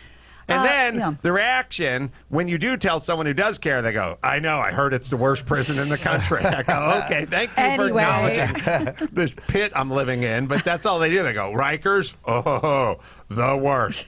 But they never go, Rikers? Oh, I'm going to fix that shit. They just go, the worst. Yeah. Don't go there. Don't go there. Yeah. Well, despite losing out on the Oscar hosting gig, Kevin Hart was the highest earning stand-up comic of 2019, according to Forbes. And of course, the follow-up question is always, well, what else is attached to that? Well, I'll tell you. The 40-year-old star made $59 million between June 1st, 2018, June 1st, 2019. Got some work to do, Joe. He was endorsement deals, Mountain Dew, Chase, other brands, a world tour, Netflix special in April. What year was it? 2018? 2018 to 2019. Okay. He was in a few movies in that time, too. Perennial top earner Jerry Seinfeld second in line, $41 million, followed by Jim Gaffigan, Daily Show host Trevor Noah, and Sebastian Maniscalco. Nice. Amy Schumer, only woman on the list. She was number 7. Others on the list, Aziz Ansari at number 10, Jeff Dunham, Terry Fader, Amy Schumer, Gabriel Iglesias, Sebastian, Trevor, Jim, Jerry, and Kevin. And Joe. Watch Kevin's do stand-up and stand-up specials and never quite get it. Yeah. I get the performance part. But not the setup punchline part. I don't need setup and punchline, but at some point you got to bring it around. You know what I mean? Like it's kind of a long story about how crazy his uncle is, and then an impression of his uncle and stuff. But it never really feels like it tied up turns into something. Now, is that me, Joe Coy? I'm not here to talk smack about fellow comedians, But if you made 50, 60 million bucks, Guys, we have to stick together. I suppose you'll be fine. I love it. Welcome to the community, Ball, Brian. I feel like he's a wonderful performer, but I never quite know what he's talking about. Like even when he does, like, I watch him like host SNL and like go out and just do 7 minutes at the top of his stand-up, and when you watch it, it's like it's not really. I feel like we're not sure where the joke is. You thoughts, Joe Coy? Kevin's been a friend for a long time. That's his style. Everyone has different styles, so I never like to critique on other people's style of comedy. I feel bad. I'm taking that side. Well, I'm not even really. It's just that's always been his style, and there's an audience out there that loves that works style. for him. Can we turn the mics off, actually? Go He's ahead and great. say what you feel, Joe. He's a great storyteller. Yeah, that's the way I feel. I'm not really trying to bag on him. I just feel like it's ironic that he's the top earning stand-up comedian, and probably if you laid his act out in transcript form, you would not know what you're reading per se. But long form. I guess that makes him a great performer. Well said. Well, you got to be a great performer. Yeah. Yeah. Because he has quite a following. Yes. Loyal following. Speaking of loyal following, former Philadelphia Phillies All-Star Lenny Dykstra will be stepping into the ring for a celebrity boxing match against the Bagel Guy in Atlantic City next month. The Bagel Guy. The Bagel Boss. The guy who went into the Bagel Boss. That 4 foot that's tall. going to be a great fight. Well, yeah, we're going to pay-per-view it over at Joe's place. Yeah, that's a great let's idea. go. So Great fight. According to TMZ, Lenny says he wants a second fight after Bagel Boss, calling out Mickey Rourke, who apparently there was a little skirmish, little dust up a few years ago when Mickey said on the Stern Show how he was stiffed out of 30 grand, and I guess it was drug related. At least that's what he was suggesting. But this is what Lenny has to say about fighting the Bagel Guy outside of the boxing gym. Well, the Bagel Guy, but everyone hates him. So you know why? Because all he does is whine and cry. But it's not our fault he's got a 1-inch dick, okay? The bottom line is, listen, he's going to learn about laws. It's going to be this and that. But the Bagel Guy, I'm going to make him, I'm going to humiliate him, okay? Because he needs to be humiliated. The way he walked in there all arrogant. Like, the guy's got his health. He's above ground. It's not our fault he can't get pussy. Jesus, Lenny. Selling tickets. One of the most memorable guests since I've been part of this show. My feeling is if you're going to hype a fight, you got to put your cigarette down before you start hyping the fight. Because I think you're a little less of an athlete. Yeah. You got to show that you're healthy. Hold my beer, hold my cigarette. Let me go hype this fight. And then I'll come back for my baker's dozen of glazed donuts, my cigarette. I like to smoke cigarette through the bag. Sure, of course. Through the donut. Yeah. Oh, it's going to be a disaster. Yeah. Oh, and the Bagel Kind of Boss. sad. There's a weird thing that goes on. It's like hot chicks didn't make it to Playboy. Like celebrity hot chicks didn't make it until it's like, can you believe oh, God, let's say I'm trying to picture like a hot 70s chick. Like Joey Heatherton at 71 and still looking good, and it's like, yeah, but I don't want to see 71-year-old Joey Heatherton in Playboy. I want to see 22-year-old Joey, but they won't do it. Right. And guys you'd like to see fight won't fight until they're done with their career and a mess. Yeah. You know what I mean? So on. now you see 56-year-old guys bashing each other in the head. I'd like to see some guys in their prime, but of course, who's going to fight in their prime? They're getting paid. There's stuff going on. Lenny Dykstra, the All-Star, would have been sweet. It's kind of nails out there fine. There's kind of a catch-22 of posing in the nude or fighting, which is by the time you get to that stage, if you're a celebrity, we no longer want to see it. Yeah. That's right. Or laughing about it. The Bagel Boss Bagel Company did send a cease and desist, so now we have to call him the Angry Bagel Guy. Oh, okay. So that's who he'll be fighting. Boss. Yeah. I think they'd like that kind of They don't like publicity. Yeah. Huh, what if the guys who sell bagels for a living knew any lawyers? Do you think they opened the phone book, or they just fucking Call their brother-in-law? Just went home. They're just bakers. I don't know why they would. Found a mirror. Oh. Yeah, the bagel part. Probably lawyers That makes falling out of the sense, yeah. ceiling like Tom Cruise. Guy just made a noise. Probably like a tuning whistle. He blew into one of those tuning harmonicas, and a bunch of lawyers just fell out. It was a shofar. Shofar. Yeah. Bunch of lawyers' ears, like they're in depositions or in court, Like like meerkats. a dog with head popping up. Oh, somebody needs a schmear. All right. All right. Fox News reports that a Welsh town is set to install high-tech toilets that'll deter sexual activity and all kinds of vandalism. And it's going to cost around $200,000. But listen to what this stuff can do. Can I say this in terms of your son? Is he Joe? Yeah, he's Joe. Okay, Joe. Okay. Joe seems like a good boy. Got a fine head of hair on him. In terms of like behaviors for him to engage in as he's older, vandalizing a toilet. You know what I mean? Like don't what? get I it. feel like it's like, really? You're first off, are you angry at toilets, or like what message are you sending society? Yeah, or like toilets not doing enough for you? Started that first. Who's the first one to carve something into a toilet My seat? thing is like, get involved with the pyramid scheme. I understand. You know what I mean? Get another chick pregnant while you're engaged to another chick. Like, I get it. I get all of that. Vandalizing a toilet, really?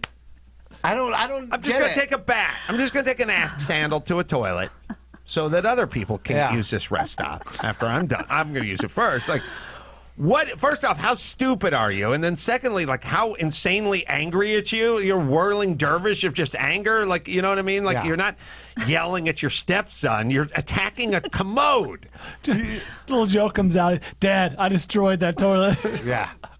Or you're like carving. You get like a drywall screw, and you're carving your initials into the toilet seat. Like, right. Who is the person who vandalizes a toilet? Yeah. And if you said to me, like, if I passed a car on PCH, if I passed a cattle truck, and it was just filled with teenagers, and it was just on that, like a truck to Auschwitz kind of thing. And I said, where are you guys going? And they went, we're going to the pier. And I'd go, what are you going to do? Oh, we're going to ghost ride this truck into the bay.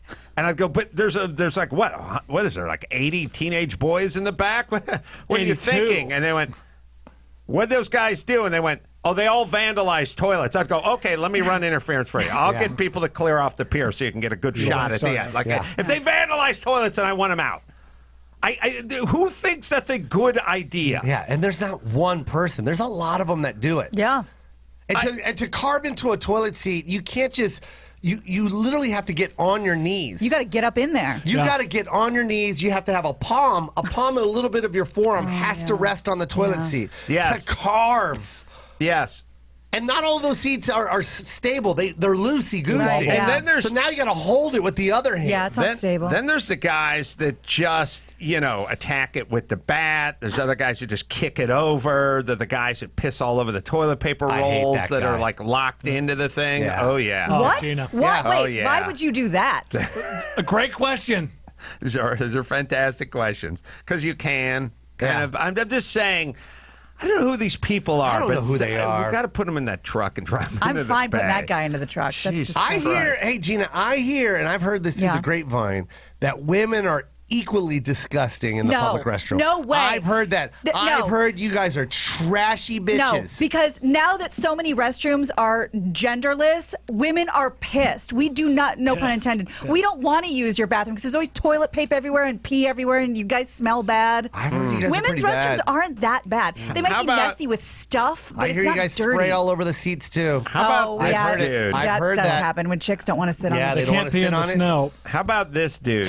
Possibly Dawson. Go get It's not worth it, Joe. It's a long walk. It's How a about long the walk. people that do a decoupage of an ass gasket? Oh, like yeah. they're Their own out toilet of the paper. ass gaskets, but they take 37 pieces Yeah. and they cobble together a mosaic of an Yeah. ass gasket. Then they take a dump And leave it. and when they're done, they're done.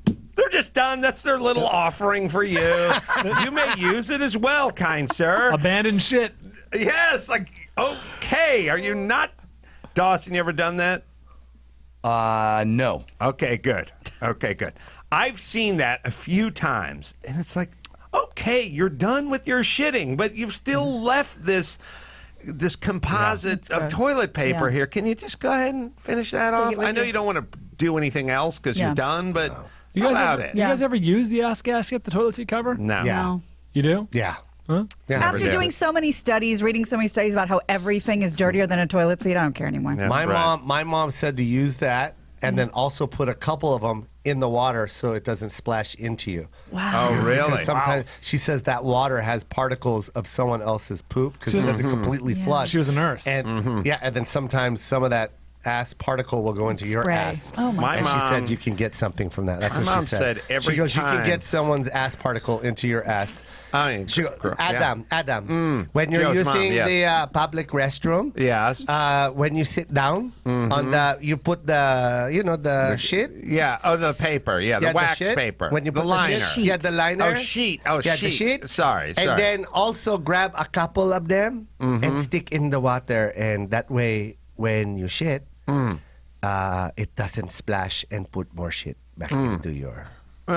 But we never go out to eat, and we never go anywhere, like to the movies or the roller rink or the ice skating rink or to the restaurant or to any enjoyable events or shopping. So what are the chances I'm going to be, I mean, maybe at the park, right? That's I'm just free. saying, if it happens, are you listening? I'm listening, but we I don't really go care anywhere. about me not beating you. I've or- never shit outside of Okay, this house. Well, if you do, are you listening? Well, Are you I'm listening? 19. What are the chances I'm going to shit outside of this house? I've never shit anywhere outside this house because we don't go anywhere. I understand, but the one time that you do, You know where they have the liners? They have them at the movie theater. I understand that. Right. But we can't confirm that because we've never been in the movie I know that I've seen it. Because when I was your age, I was enjoying the movie theaters and having a good time. And then when I have children, I made sure that you never had a So good you time. get to see The Sound of Music, but I don't get to see Star Wars. No. Okay. Because it's different. It's different. All right, but you don't appreciate anything. I You don't appreciate anything. You know the way that you get That's people how to you, appreciate This is how you things, always talk to your expose them. mother. You expose This is them how to you always things, talk to your Mom. mother. That's why I don't give you anything. Yeah, well, I it's could've- me. I Do could've- you work? All Do you work? I'm too young to work. You're 19, aren't you? I'm 19. And you don't have a job? No, I'm going Yeah. to junior college. I want to be a comedian one day. Yeah, that's a stupid job. I'm going to show you. No enjoyment in that job. Oh, really? Yeah. I'm going to make the masses laugh and bring mirth to them and paint smiles on the faces of all who come to see me. And one day, people will know the name Joseph Coy. Oh, that will never happen. That will never happen. You hear me? Well, look. I'm pulling you close to me. Okay, sorry. Do you hear me? Yeah. Is that a Secrets? What smells weird? Secrets. That's how weird. You have a sore throat from yelling at me all the time? No, I just use cough medicine as breath mints. Trying to take the edge off. Yeah. Look, I'm going to drop out of junior college and I'm going to start doing stand-up. Oh, good. And one day, you're going to apologize to me. I'm so happy. And when I have a son, I'm taking him to Seattle home games. And I'm going to open a restaurant in Vegas. I'm going to have big-name celebrities like Adam Carolla come in and eat their weight in beef. You know, you were a dreamer, but boy, that last one right there. That one doesn't even exist. I'm tired of drinking your powdered milk and eating your generic peanut butter. It provides proper nutrients. I Thank want you very basic much. cable. I'm tired of 4 channels. I want entertainment. So disrespectful. Yes. That is what you are. And how about you go to an IKEA once every 20 years and get a You new don't end like the table? furniture I had made from the Philippines? No, it's stuff is made That's from rattan. apple crates. That is rattan. I don't Say it. Rattan. Rattan. Yeah. Say it. But rattan. It's Rattan. rattan. It's, Rattan. it's a poor man's bamboo. Oh, you son of a shit. And see. Thank you. Very it's fine. disgusted. Yeah. Cathartic. Yeah, I don't think my mom likes you. What were we talking about? Toilets. Oh, toilets. Who would vandalize a toilet? I got to tell you about these toilets. So At any sign of any suspicious movement, whatever that is, sensors will automatically open the stall doors, sound an alarm, spray the guy with water. The floors will also have a weight-sensitive sensor in it to make sure there's only one person in at a time, so there's no sex. But good luck to anyone heavy set, because those doors are going to fly open. You're going to get doused with water. One fat guy goes to scratch his knee and it sprays him and The ejects toilets him. also deter those sleeping in them. They'll play a warning message. They'll have the lights and heating turned off. These are very fancy country toilets. is this? Yeah. This is Welsh. This is Wales. They have a problem over there with Apparently, they're also going to require a fee to use them. And Twitter users are worried about, the overweight and the disabled, and they're all going to get doused with water. Didn't you experience the thing in the UK? They installed the urinal telephone booth Yeah, they style have those in San things Francisco, too. to stop people because they're having a public urination problem. Yeah. You know where it's the cleanest public bathroom? Those little honey buckets. What's a honey bucket? The bucket, the Porta portable. potty? Oh, the Porta honey potty? I've noticed that the people that The honey use those truck. are very good at using it. Yeah. They don't pee all over the seat. fancy They're ones. very respectful Yeah. in Oh, there. the ones that have sinks. Yeah, like when you- Oh, I was like- just talking about the green one that has Oh, blue fluid. Oh, I thought you were talking about like the VIP access at a carnival or like a festival. wedding or yeah. something. I will say this. I don't see anyone vandalizing the No, public those are nice. porta potty. Let me drill down in that commode for a second, because I just got back from the track, and that's kind of the weapon of choice over at the track. I'm very interested in human existence, because as far as that goes, the porta potty or porta sand, I guess they call them on the East Coast, most of the use for the fellas. Most of the use is urine. They're not the overwhelming majority of guys are in there. They're drinking beer at the concert or whatever. If you're doing number 2, something went wrong in your day. You try to work it out if it's a concert or it's a sporting event or whatever, a race or something like that. You drink your coffee, you drop your deuce at home, whatever. Then you get there and you're drinking some beers, and at some point it's a 3-hour event or something. You're going to have to take a whiz. But if you take a dump, something kind of went wrong. Now, inevitably, something goes wrong for somewhere between 9 and 13% of the folks that go in there, and there is the deuce floating in there. And the worst part is all the people who have to take the piss have to stare at the floating log of the person that was there before them, which is horrible. And those things existed for 80 years, and on the 81st year, someone said, why don't we just take a weird little plastic funnel thing and we'll just pop rivet it to the side, and we'll put 3 foot of garden hose. It'll just go out the bottom and into the main hopper. And then people you could poop in there. Right. You could stand there and take a whiz in that and not stare at the pot of perdition that with the dukes floating around at the bottom. And it's like, oh, yes, that's the greatest idea I've ever heard. Why didn't they come with that 80 years ago? Because for the first... Why did it take so long? Yeah. I've never seen it, and then 10 years ago I started seeing it, or 15 years, now they all have it. But if everyone's taking a piss, and you don't want to pissing all over the seat and all over the whatever, why not that urinal in every single one, and why did it take 50 years to put one in? They probably figured outhouses are outhouses, so we'll just take them with us. They're fine the way they are. Yeah, I do agree. It's always a weird thing when they have 5 of them lined up. Yeah. And you get there and you're like, I'll hit the middle one. And then you go, no, too easy. Yeah. And everyone's using the middle one. Everyone's going after the middle one. Then it's a 3-card Ponte, whatever. You go I'll do the one at the right. And then they go, no, that's just what they want you to do. That's what everyone does. They go for the middle one, and then they go, screw that. I'm going to go over here. That one's barely used. And then they go, no, go one in. Go one in. There's a strategy. Oh, speaking of this, I'm really into yurt life and glamping and stuff. Well, we used to be. But last year when we went yurt camping, I used a toilet in the middle of the desert with 2 walls. So not really enclosed in any way. Yeah. I can tell you, it was the most peaceful experience ever. You're out in the desert, desert wind, and you can hear me peeing, and there's campers around. And I'm like, this is awesome. If I was Feel German, free. I'd start beating off right now. This is the best day of my life. It was great. It was really Did cool. one of the walls have a door? No, it was just No. kind of like a cubicle. I like it if there's just one wall and then a door that's just flapping. That would be funny. I would still go through it. Two Rules are walls. rules. 2 walls, 1 hole, 1 decision. Gina Grad in the desert has to shit. Yeah. I can't. The idea. And then what happens is people vandalize all these things. And then you're in Hollywood and you have to use the bathroom. don't and do it. there's the Middle Eastern guy behind the thing. And you're like, hey, man, could I use it? It's like, no, we did not have. You cannot have. Like, we did not. Because That's a sign right there for you. No, That's his restroom. no, like they can't because people vandalize it and screw it up and like do all sorts of insane. Can I say this? I don't know. They say, I don't know who said it, but a great philosopher once said, you judge a society by its prisons, by its prisoners, you know. I'd replace that with bathroom. Oh, yeah. I would with public bathrooms. Yes. I feel like when you go to Tokyo, you don't get that mess. Nope. You don't get, that's a good, tight society Yeah. there.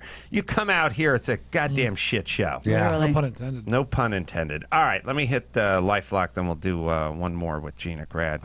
USB charging stations at the airport come with a cost you can't see. USB ports pass data so cyber criminals can notify USB connections to install malware and download your data. Everyone's trying to steal your identity. Everyone's trying to download all your information.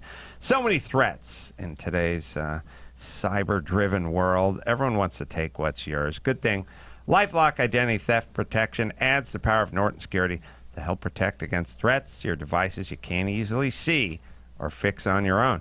If there's a problem, their agents will work to fix it, but you won't have a problem because you're going to go with LifeLock. And again, it's 2019, people.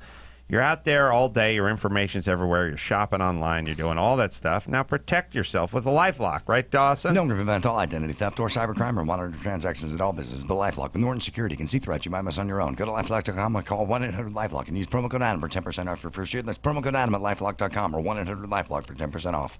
All right, let's do one more, Gina Grad. All right. Well, since all of you are noted comedians and spend a lot of time in Hawaii, I thought you'd want to hear about this. Surfers are sticking large eyes on the bottom of their surfboards, and they're doing it because they think it's going to deter sharks from attacking them, according to Insider.com. So there's a company that sells these big eye stickers. Nope. Well, here's the deal. The technique is one of several being used by surfers to stay safe from attacks. It looks rare more but like fatal. it looks more like a seal now. But there's a reason for that there are big, wide open eyes. Great whites are ambush predators, and researchers believe that they are less likely to attack if they think they've been seen, hence these giant eyes underneath. Other methods of shark attack prevention include wearing devices which emit electromagnetic pulses, which cause sharks to convulse when they get too close. But most people are just sticking with the eyeball stickers. You know, that makes sense. They had a thing for a while, Max Paddock. Oh, boy, here's a dive for you, speaking of diving. When they were all worried about shark attacks and everyone was worried about it after Jaws and stuff, they had wetsuits that were striped. They had striped wetsuits to mimic poisonous sea snakes. Ooh. Smart, I guess. Right. Which is fine. It keeps the sharks away, and it Oh, like worked. horizontal stripes? Yeah, they were striped like a sea yeah, snake, yeah. a poisonous sea snake. Now the problem is many of the divers were raped by other sea snakes, so they didn't anticipate that. Yeah. You know, like who's that hot new sea snake? But given the choice, But given eaten the by a shark, choice. raped by a sea snake, it's an obvious choice. Right. So there was thoughts about looking like a predator, looking like a poisonous predator, or whatever that is. The sharks, when you see them breach, when you see Shark Week and you see them come up on those seals and go sailing, everyone who gets bit by a shark says, all of a sudden, I just felt this thing come right up. Right. I mean, that's how they roam. How they roll. They go deep. They see what they see, and then they go right up Shoot on up. them. So that makes sense. Might work. By the way, I know I talk about this. I try to once a year. PSA: dolphins rape people. So everyone, yes, That's what the taxidermist was telling me. they withhold food from female dolphins until they give into sex, and they also rape humans. And people say it's underreported because nobody wants to admit they got raped by a dolphin. What? Yeah. Does that work? Yeah, it's not noble like being raped by a sea snake. No. Yeah. You can talk about that. I'll tell everyone about Hold your that. head up high, but Yeah. dolphin. It's like, what's wrong with you, dude? Yeah. Yeah. So it's weird. all animals are horrible. They're all just rape everybody and do all the stuff we don't want to do. And all they want to eat, they want to maybe if you're lucky they'll fuck you and not eat you, but they're probably going to rape you and then kill you. And that's how we are. Like we never stop beating ourselves up as human beings, but we're actually pretty good animals. We do way less raping. Way less raping and eating each other. Yeah. Right? That's way right. less. Mm-hmm. We should pat ourselves on the back. Sea snake wetsuit Maxipata from the 70s or something. I don't know if even today, like I'm finding articles from 2013, 2015. But yes, sharks don't like to eat sea snakes. And also the lines break up your silhouette, and the sharks have horrible eyesight. So you don't look like a seal. Mm-hmm. Yeah. Mm-hmm. It's weird, right? Although I guess if you're going to be underwater and salt water your entire career, you might as well have bad eyesight. Yeah. Otherwise, if you had really good eyesight, you'd be pissed because you're like, God, I'm in this super salty broth all day long. Yeah. Fucking beautiful eyesight for not. Going to waste. You know what I mean? But I can smell a drop of blood from a mile away. All right, let's bring it home, Gina Grad. You got it. I'm Gina Grad, and that's the news. I have sucked a dick. Gina That was the news with Gina Grad. Not the worst drop I got. Stupid. The eyes on that surfboard. I like a simple fix. Yeah, and look at the shins too. They have eyes. Yeah, if they're kind of iridescent or they reflect, that can work. Yeah, I guess, so. It's pretty good. Might work. So I don't know. Like I feel great whites. They're like 2,000 pounds. They're like 18 foot long. I just feel like a little eye contact would not prevent them from eating you. Maybe they'd move on to someone who wasn't looking at They have social anxiety disorder. Yes. All right. Last but not least, Simply Safe. Let's get Simply Safe. We all use Simply Safe. Protect your home. Do it today. Get free shipping at simplysafe.com/Adam. Live shows for me everywhere. Just go to AdamCarolla.com. Joe Coy, the Netflix special, and dates, man. Dates. Reading Civic Auditorium. That's August 24th. It's in Redding, California, Calgary, Alberta, Gray Eagle Event Center, event centers, auditoriums. You see, this man is blowing up, everyone. More dates and tickets at joecoy.com. JOKOY.com. Always great to see Joe Coy in studio. Mike Finoia as well, and you can go to MikeFinoia.com for all his live shows as well. Can I say real quick, Joe, thank you genuinely for letting me do the 5 minutes in front of you. You didn't have to. You stuck your neck out a little bit and took a chance on me, and I appreciate it. I love you, man. Thanks, man. We love it when good things happen to good people and Bald Brian. When's that going to happen? So, and you can watch my stand-up special, Not Taco Bell Material, and you can get that now. Rent it or purchase it at chassis.com or Amazon or Apple TV and all that good stuff. And Laughs with Bald Brian coming up on November 2nd. So get tickets to that. Until next time, Adam Carolla from Mike Finoia, Joe Coy, Gina Grad, and Bald Brian say mahalo. Hey, homos! Your shit don't fly here, boy! Stick around. Today's episode of Good Sports, Dave Damashek and Adam Carolla are coming right up with it.